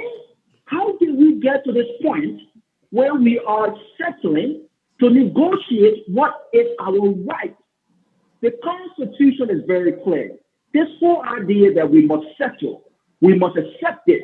This idea that we must accept what this proposition says now. And because Mr. Wette made a statement, he says, Proposition 1 will allow us to become citizens first. That is absurd. That is ridiculous. We are citizens of Liberia as we speak. As I speak to you right now, I'm citizen of Liberia, and there is nothing the government of Liberia, Proposition 1, can do about that. This is wrong. This law is discriminatory. This is very misleading, and you know what even hurts even more is the fact that Liberians who are in the diaspora, people who are supposed to be educated. So, Robert, to conclude, should we vote yes or no? No. Why should we vote no? Why should we vote no? This law does not distinguish a natural born Liberian citizen and naturalization. You can't confuse a natural born Liberian citizen and naturalization. The law that the court, the 1973 law, and the court rightly stated that. They made that very clear. It was part of their judgment. It conflicts with the 1986 law. That law automatically repealed that law. So we talk about the law that's currently on the books. The law that's currently on the books, yes.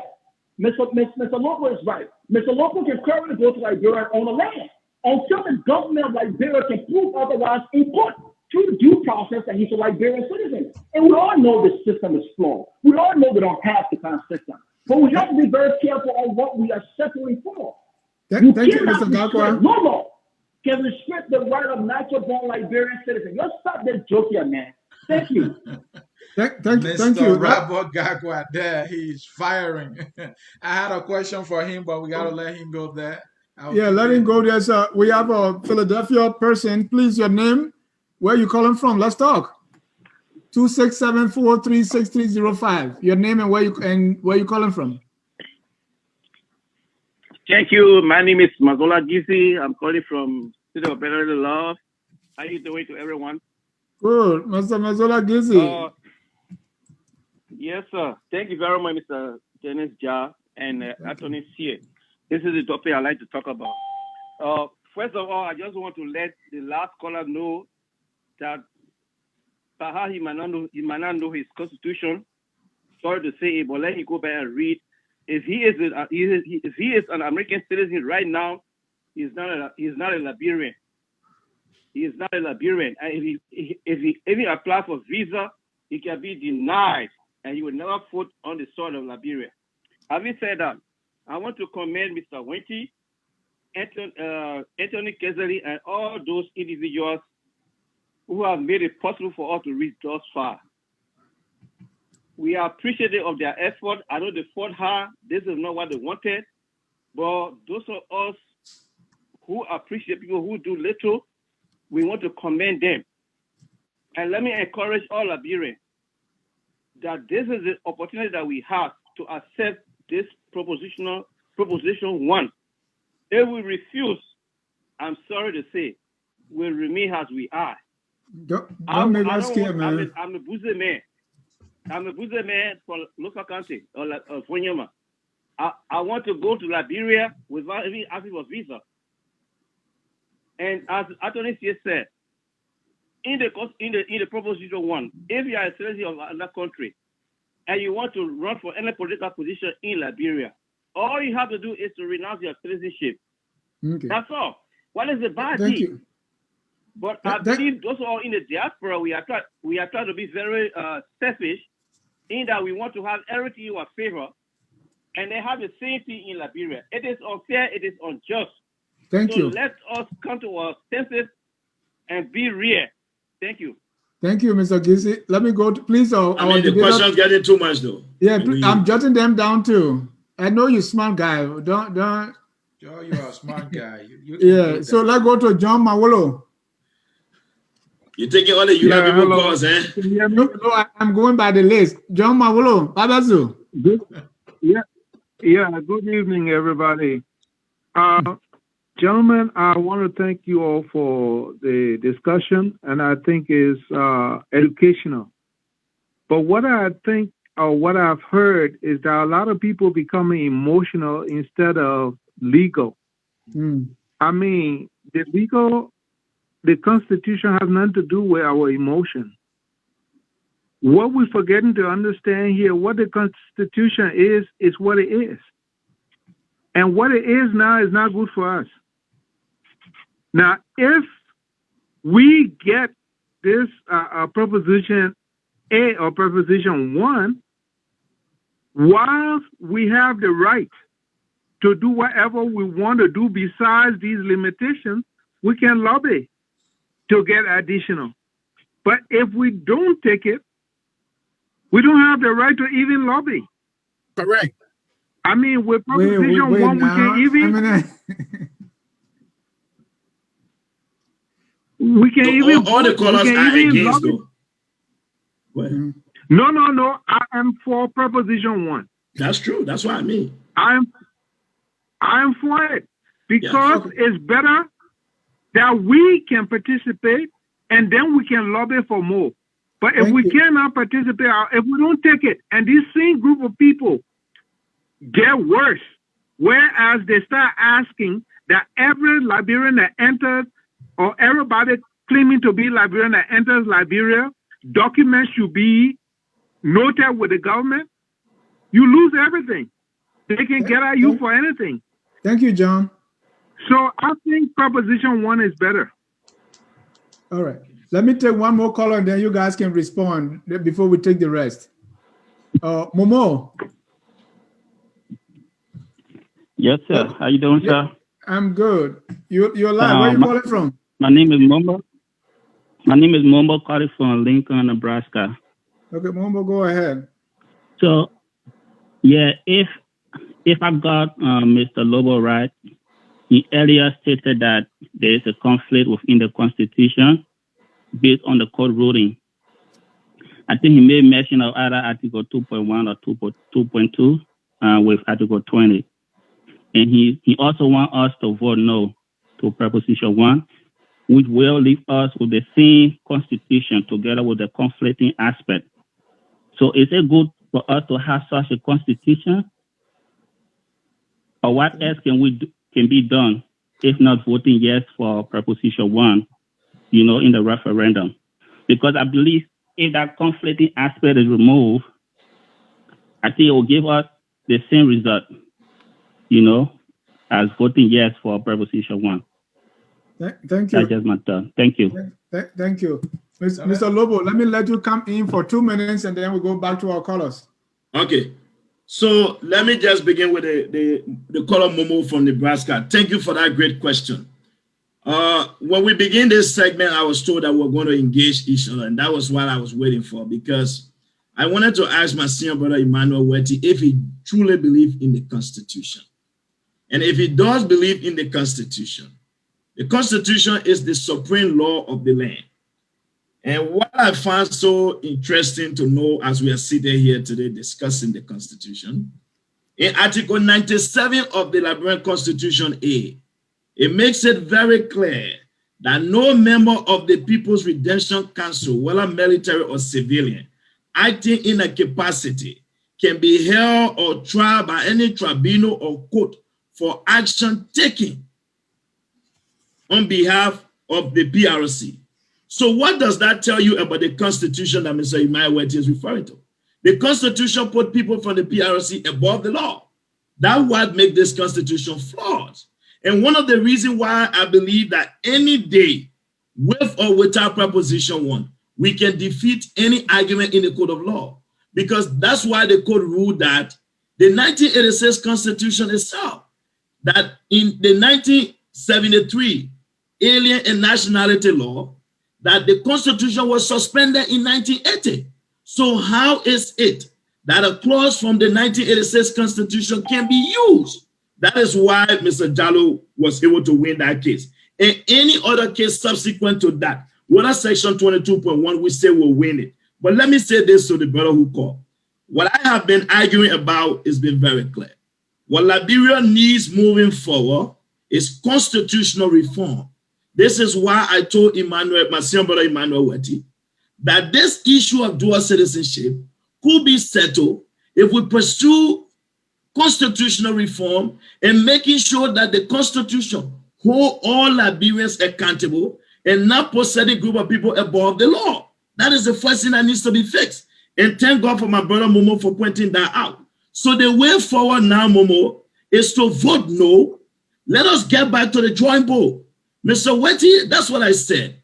While we are sitting here today, discussing the rights of natural-born Liberians, we have Algerians, Iranians, Jordanians, Nigerians flying with diplomatic Liberian passport, for Christ's sake. This is unheard of. And for people to tell us to settle for less, and it's wrong. Let me also speak to the next caller who called and talk about, since it can be amended, we should accept it and make amendment. Listen, folks, when you go to a negotiation, there is a room for compromise. You don't go to a negotiation from a weak perspective. Basically, from what we got out of this, Emmanuel Wette and Eula, desperation to record a victory, just went to Liberia and they said, we'll put on the ballot. Yeah, Eula got to win. This was no negotiation. You think restrictions supposed to be only on the government side? Obviously, if we get to that negotiation table, I'm pretty sure that diaspora Liberians will also want to make sure there's some restriction for government officials coming abroad and exploiting, using Liberians in the diaspora to raise money. We will change our tune on a lot of things. So this negotiation is not one-sided. This is why I have said we need to put this thing down. Liberia right now, there are major issues, fundamental issues that must be addressed. Let the Constitution itself be handled. Let us make sure the law remains the supreme law of the land. Let it be clear, objective, not with one group being above. This is why I'm saying a no deal right now is better than a bad deal. In its current form, this deal, it does not reflect the true representation of all Liberians in the diaspora. There was another caller who called, because I just want to run through the question and give it to Mr. Wette. The caller who said, how can I go to Liberia with my Liberian passport? Maybe the caller did not hear my argument on the Jallo case. What made the court to rule in favor of Jallo that the Liberian government could not deny him his traveling document? It was because the government argued that he holds a U.S. citizenship. And that was why the court granted rule in Jallo's favor. So technically, my dear brother, if you have a U.S. passport and you apply for a traveling document, if you are denied, just go. The Supreme Court ruled December 23rd, 2019. That is what the court ruling was. So this argument that we're supposed to settle for less because Eula and Mr. Wette wants to record a win, no, this deal is a bad deal. Mr. Wette, you just told us, my senior brother, that it took you 10 years to get us such a bad deal. Do you know how many years will take Liberians to rectify your bad deal? Why should they settle for it? If it took you 10 years to negotiate such a terrible deal, this is a bad deal, and we are standing against it. The Supreme Court is clear. We do not lose our citizenship. If you believe in Article 22.1, the fact that the court referred to Article 95 of this Constitution, which talks about the suspension of the Constitution in 1980. So how can you enforce that section of the law when the Constitution was suspended? So on the basis of that, the court did not grant this Constitution the right to denounce a Liberian citizen. Basically, in summary, what the court was saying, because the Constitution, the previous Constitution was suspended in 1980, all right, George, before the coming of this Constitution, you do not have the right to denounce somebody. That's all it meant. All your explanation is not true. And any day we'll win that case again. Thank you, George. Let Wette go now. Wette, please be brief. I'll be brief. In fact, Georgie helped me out with answer. Georgie talked about compromise. He talked about amendment. So when you go in the process of legislative engagement, you compromise. Georgie, you said it right. So the restrictions that came out is the result of the legislators making deals and compromising to come up with something. That their best judgment or compromise, because Liberia is a republic. These people represent the ordinary Liberian, and these are things that were mentioned in the discussion. So these are the compromise. Let's come to your next point that you made, and you really helped me out with amendment. So these compromise, when accepted, can be amended in the future. So Georgie, you are very right. You are very right. Our Constitution, Article 91, calls for amendment. So when you negotiate, all of these restrictions are a result of negotiation. And yes, we have said it over and over. We do not like most of the restrictions. So if we accept it, it can be amended. But let me come back to John Maulo. John Maulo says something that is extremely important that we all need to take from here. You cannot negotiate if you're now a Liberian. That's the point. So Proposition 1 allow you to become Liberian. And if you are a Liberian and you can vote, then you can start to negotiate. You can't negotiate if you're now a Liberian. Because all I have to do is to prove that you're now a Liberian by going to RIA and seeing your passport, or by going to court, having the ambassador from America to testify that they issue you a visa. I can do that. And you're now a Liberian. So listen to what John is saying. John is saying that the only way you can negotiate, the only way you can amend, you have to be a Liberian. And until you can become a Liberian, you are outside. And let me say, the definition of a citizenship of any given country is defined within the constitution of that country. Proposition 1 redefine constitutionally the definition of citizenship. Thank you. I want to take 3 more callers and then we're done with calls. Yeah, great. Because George have to take Madame to her date. Yeah, so Madame is ready already. Let me take Zina Doa. Yes, guys, this is a very interesting discussion, and I hope we keep this route going. But I want for Mr. Wette, the other dude, I don't know how to say his first name, but I want you to listen to himself. He said that it makes more sense to negotiate the bad deal because there's room for amendment. I want you to listen to that. Because Lobbo told him earlier, what sense does it make if we can fix it now? It's just common sense and very basic. And we can fix it now. Why don't we fix it instead of going to a shitty deal with the hope that we can have it fixed? The issue of the past constitution, the Liberian constitution has not been adhered to since it was enacted into law. If anybody needs one law that we have already abided by within the constitution, I would need at least 15 that we have not abided by. So we need to cut the nonsense. The constitution either stay like it is, or we fix the problem that we have, just like global nation. Because first of all, if we try to change things now, I can assure anybody, there are at least 25% of Liberians within the government right now that are American citizens. That includes the president. How can we amend? Not amend, but how can we put a law into place that we are in violation of? And that's very deep. How can we put a law into place right now that we are in violation of? Let's assume that the law passed for the moment. What happens to George Weah? Well, we're going to vote new president and keep him on office because he's a citizen. Didn't you guys see his citizenship fly on Facebook? And not just George Weah alone, even Ellen Johnson.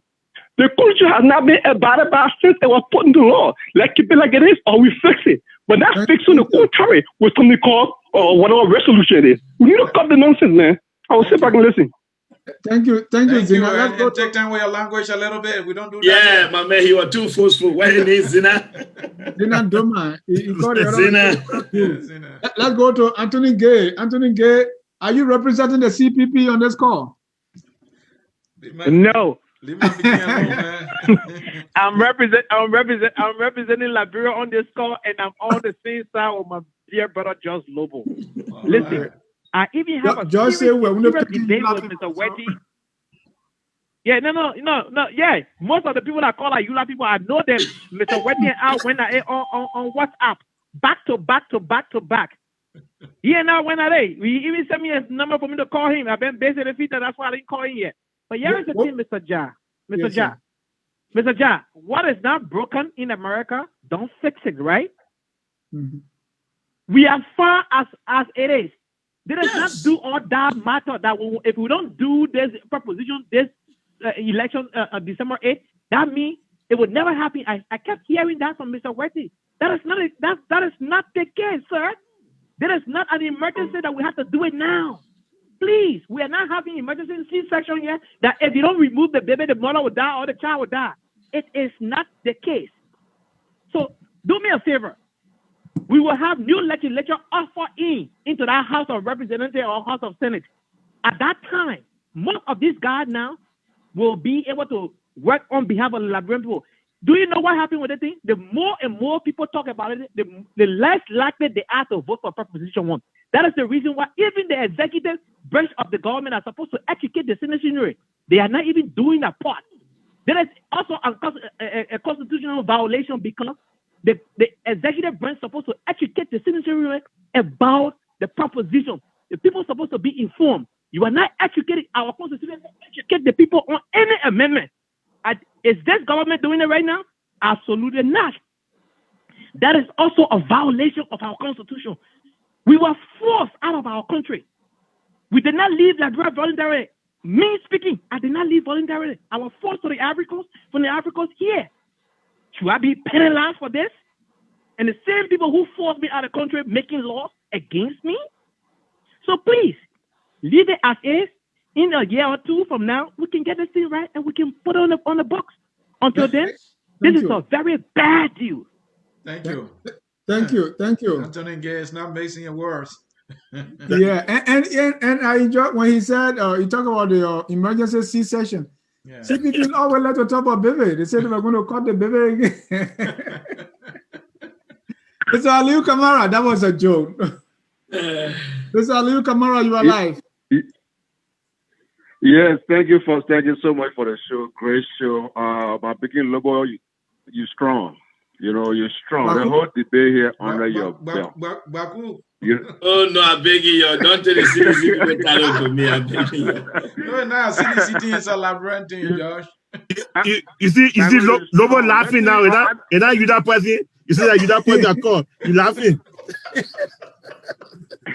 And now I'll put it in English. I'm not understanding what Wette's point is here.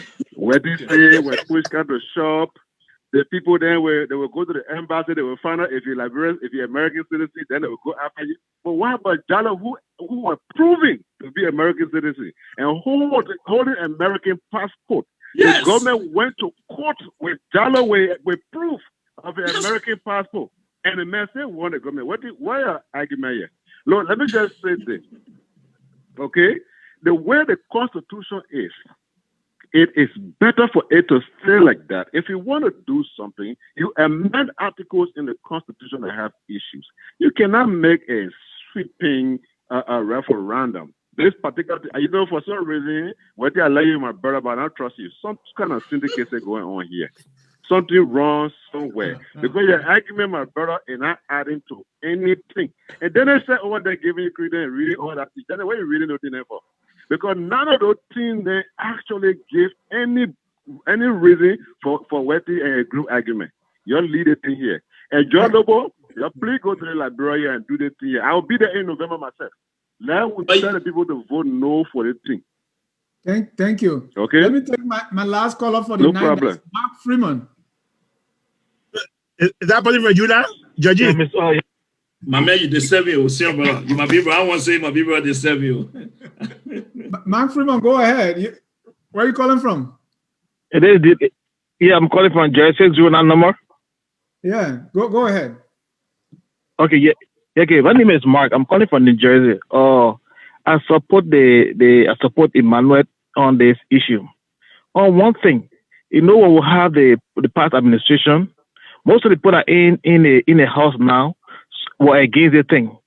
Even like Anthony saying, we should wait. They seen the law was the first person against the thing. So we can start the process here. We already begin. It's every rope a man begin for your doorstep. 12 years, they couldn't get a single step for 12 good years. Okay, in the first 3 years, we got a step. Why don't work with a step? All the feed up, or maybe they have the political license. Maybe when the next government come in future, they don't know when they're going to come. You don't know local government setting. Anthony who just spoke, he spoke from the setting of ANC. So he said 2-3 years from now. Who knows if ANC take position in that country? So we will keep waiting. All the Lobbo speaking from the party. He put a thing in the person before we were supporting Joseph Baga 12 years ago. He talk about the things there. Those guys then they want to carry back to the scene. Don't deal. Because 2 years ago, John Lobbo not spoke on dual citizenship. He don't have voice in the government of his supporter. And then you won't get voice in the opposition. We have the first, what we have now we should work with. They say, what in your hand, work with it. It's a parable. What you got in your hand, now work with it. You cannot keep waiting for something not in your hand. If you go fishing, and you got one fish in the kingdom, the one in the road on the hook, don't fight for that one. The one in the kingdom fighting, like must try and secure it. But if you don't secure that one, the one in the water will even go and lose the one in the kingdom. So to end with this thing, we need to support the idea now for position 1. Thank you. Thank you. I'm very familiar with fishing because I love to fishing, except that I don't have my license here, so I can't. So, gentlemen, the time is fast spent. So let's you heard the callers. Let's use that to conclude. Let me start with Mr. Wette. Well, thank you very much, John. I want to say thanks to your staff and my dear brother, Georgie. I do appreciate the exchange and everything. But, I know the time I've gone. Let me get back to my brother, Molu, that you cannot fix something that you're not part of. So for us to fix anything, we have to become citizens. That's one. We have to become citizens. And it is very important, for us Liberians to accept Proposition 1. Only the Constitution, to the best of my knowledge, can define the citizenship of a given country. Proposition 1 redefine citizenship in Liberia. People are speaking about us keeping what we have. What we have cannot make you a sweeper in government.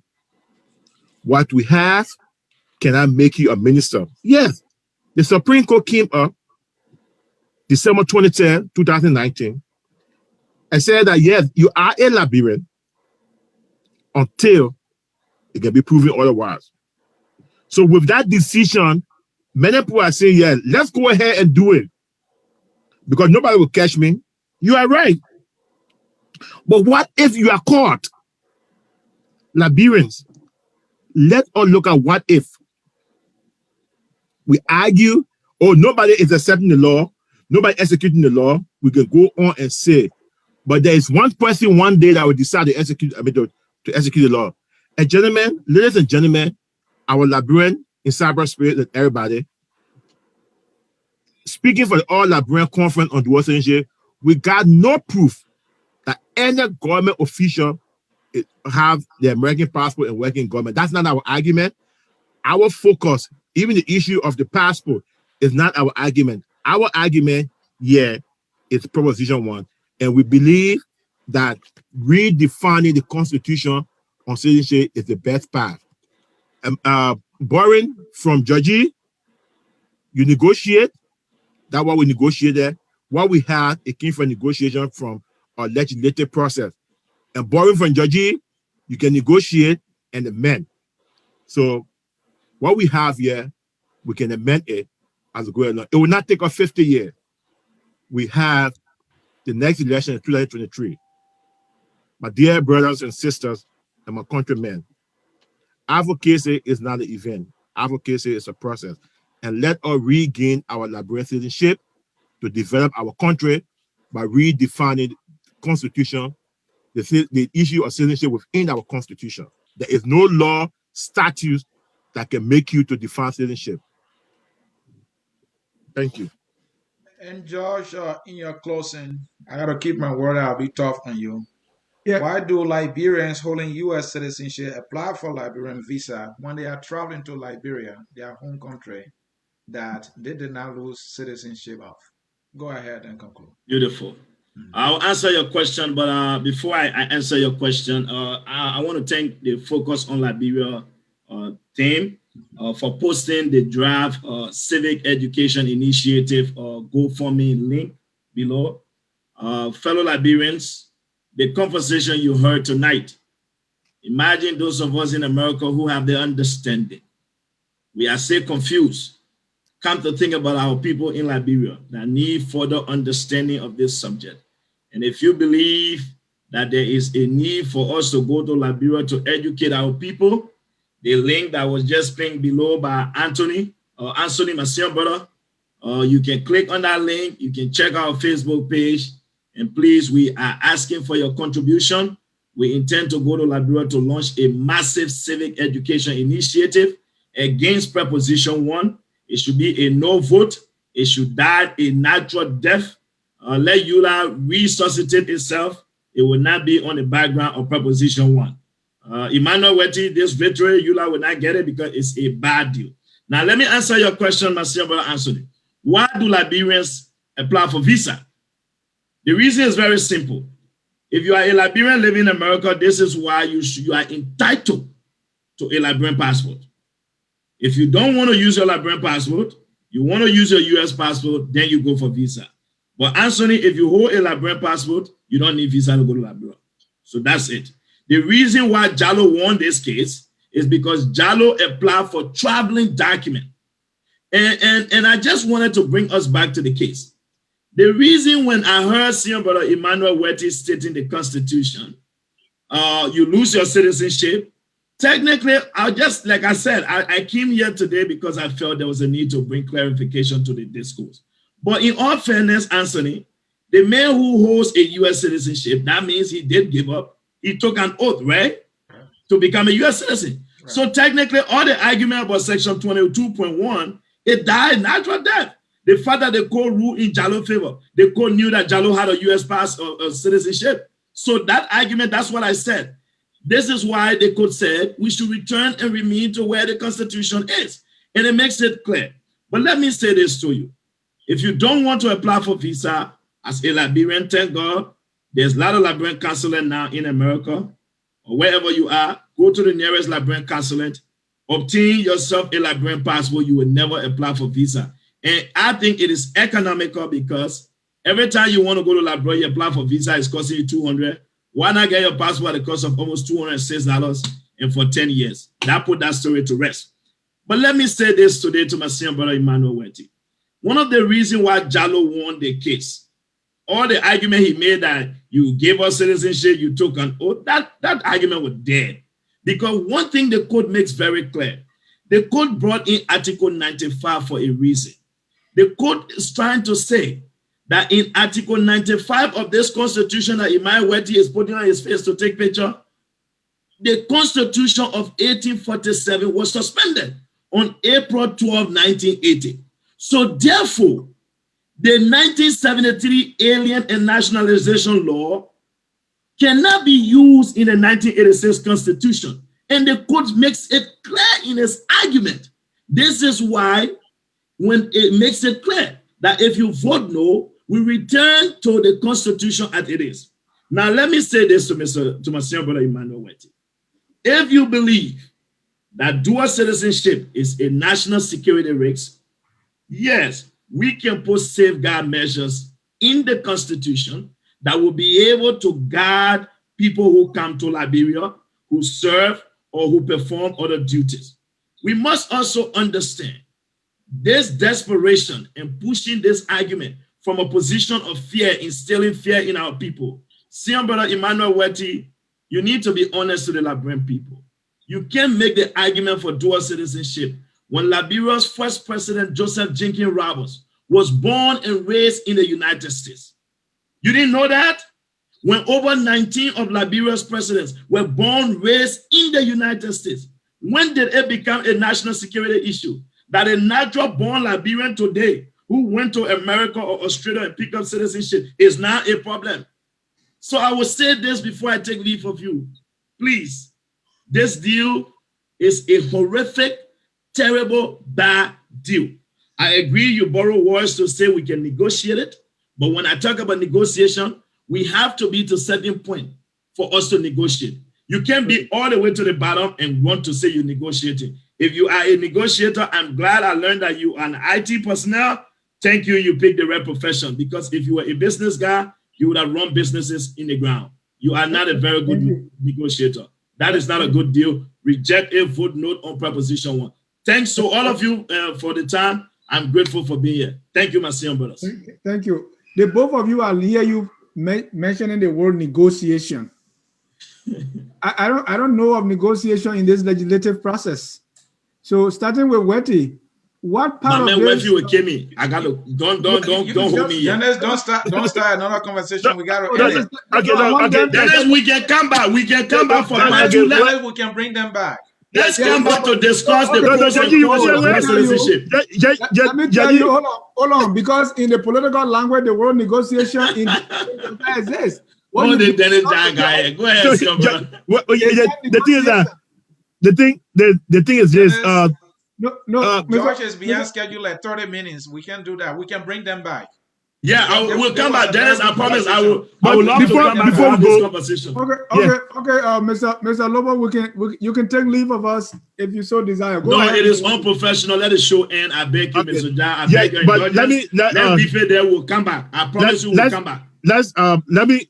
You gave a last word. Are we allowed to give our last? No, you gave your last word. You were the first. Want to give something again? Oh, really? You gave the last word. You were the first. But look. In any case, my man, you better do it 10 years leaving now. You give me all your words. In any case, is Georgie, I enjoy talking to you and everybody. No, you must see your brother, man. Anything. It's a very good platform that we try to educate everybody. No, that's what I like about it. So that we mentioned, we both agree on dual citizenship. Again, our paths are different, and we're hoping that the Liberian people will make the best judgment. And we all will see the betterment for Liberia. But please support our GoFundMe initiative. I will support your GoFundMe. You have to. I know that you definitely have to. Monsieur Brother Ellis. Thank you, gentlemen, and our listeners. Thank you very much.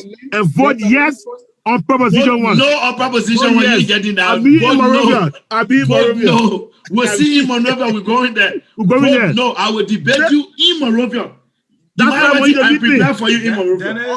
Dennis, we're going to certainly have part 2. We need part 2 of this debate. Let's come back here. I'll be prepared. Thank you guys very much. Okay, guys. Thank you, guys. But another request to His Eminence. His Eminence, please give me somebody from your team to debate Rabo Gagwa. Rabo Gagwa wants to talk, and he is a good talker. Please give me somebody. Rabo is always willing to come here, and we can do that. Okay, we'll talk about that. Yeah, I'll give you somebody. We'll talk that offline. Yeah. No, nobody from you are able to sell that dual citizenship without Wette. That is why he's the president. I challenge you. Bring everybody. Save that for part 2, George. Okay, I see you guys. Thank you very much. Bye-bye. All right. Yeah. On that note, I want to thank you guys for the show tonight. I want to thank our viewers and the debate on dual citizenship proposition 1 continues until December 8th when the vote shall be cast. Thank you guys for coming. We want to thank all our viewers for staying here with us. At Focus on Liberia, we educate, we elevate, and promote all things Liberia. Tomorrow is going to be a packed show. 12 noon, we're going to have Senator Komine B. Wisse, an exclusive interview. At 2, we're going to have Q&A with the Deputy Press Secretary, Mr. Smith Tobe. And then at 6, we're going to continue or end our agriculture series. This time, we're going to be talking about animal husbandry. Until then, from all of us here at Focus on Liberia, my name is Dennis Jao, along with my co-host, Mr. Ansoni C.A., saying goodbye, and we are leaving you with the song, We Are All Liberians. Whether you support Proposition 1 or yes or no, we are still Liberians. Good night, and God bless you. Yeah, see you, man. Tell my sister hi. All right, thank you, sir, brother. Okay.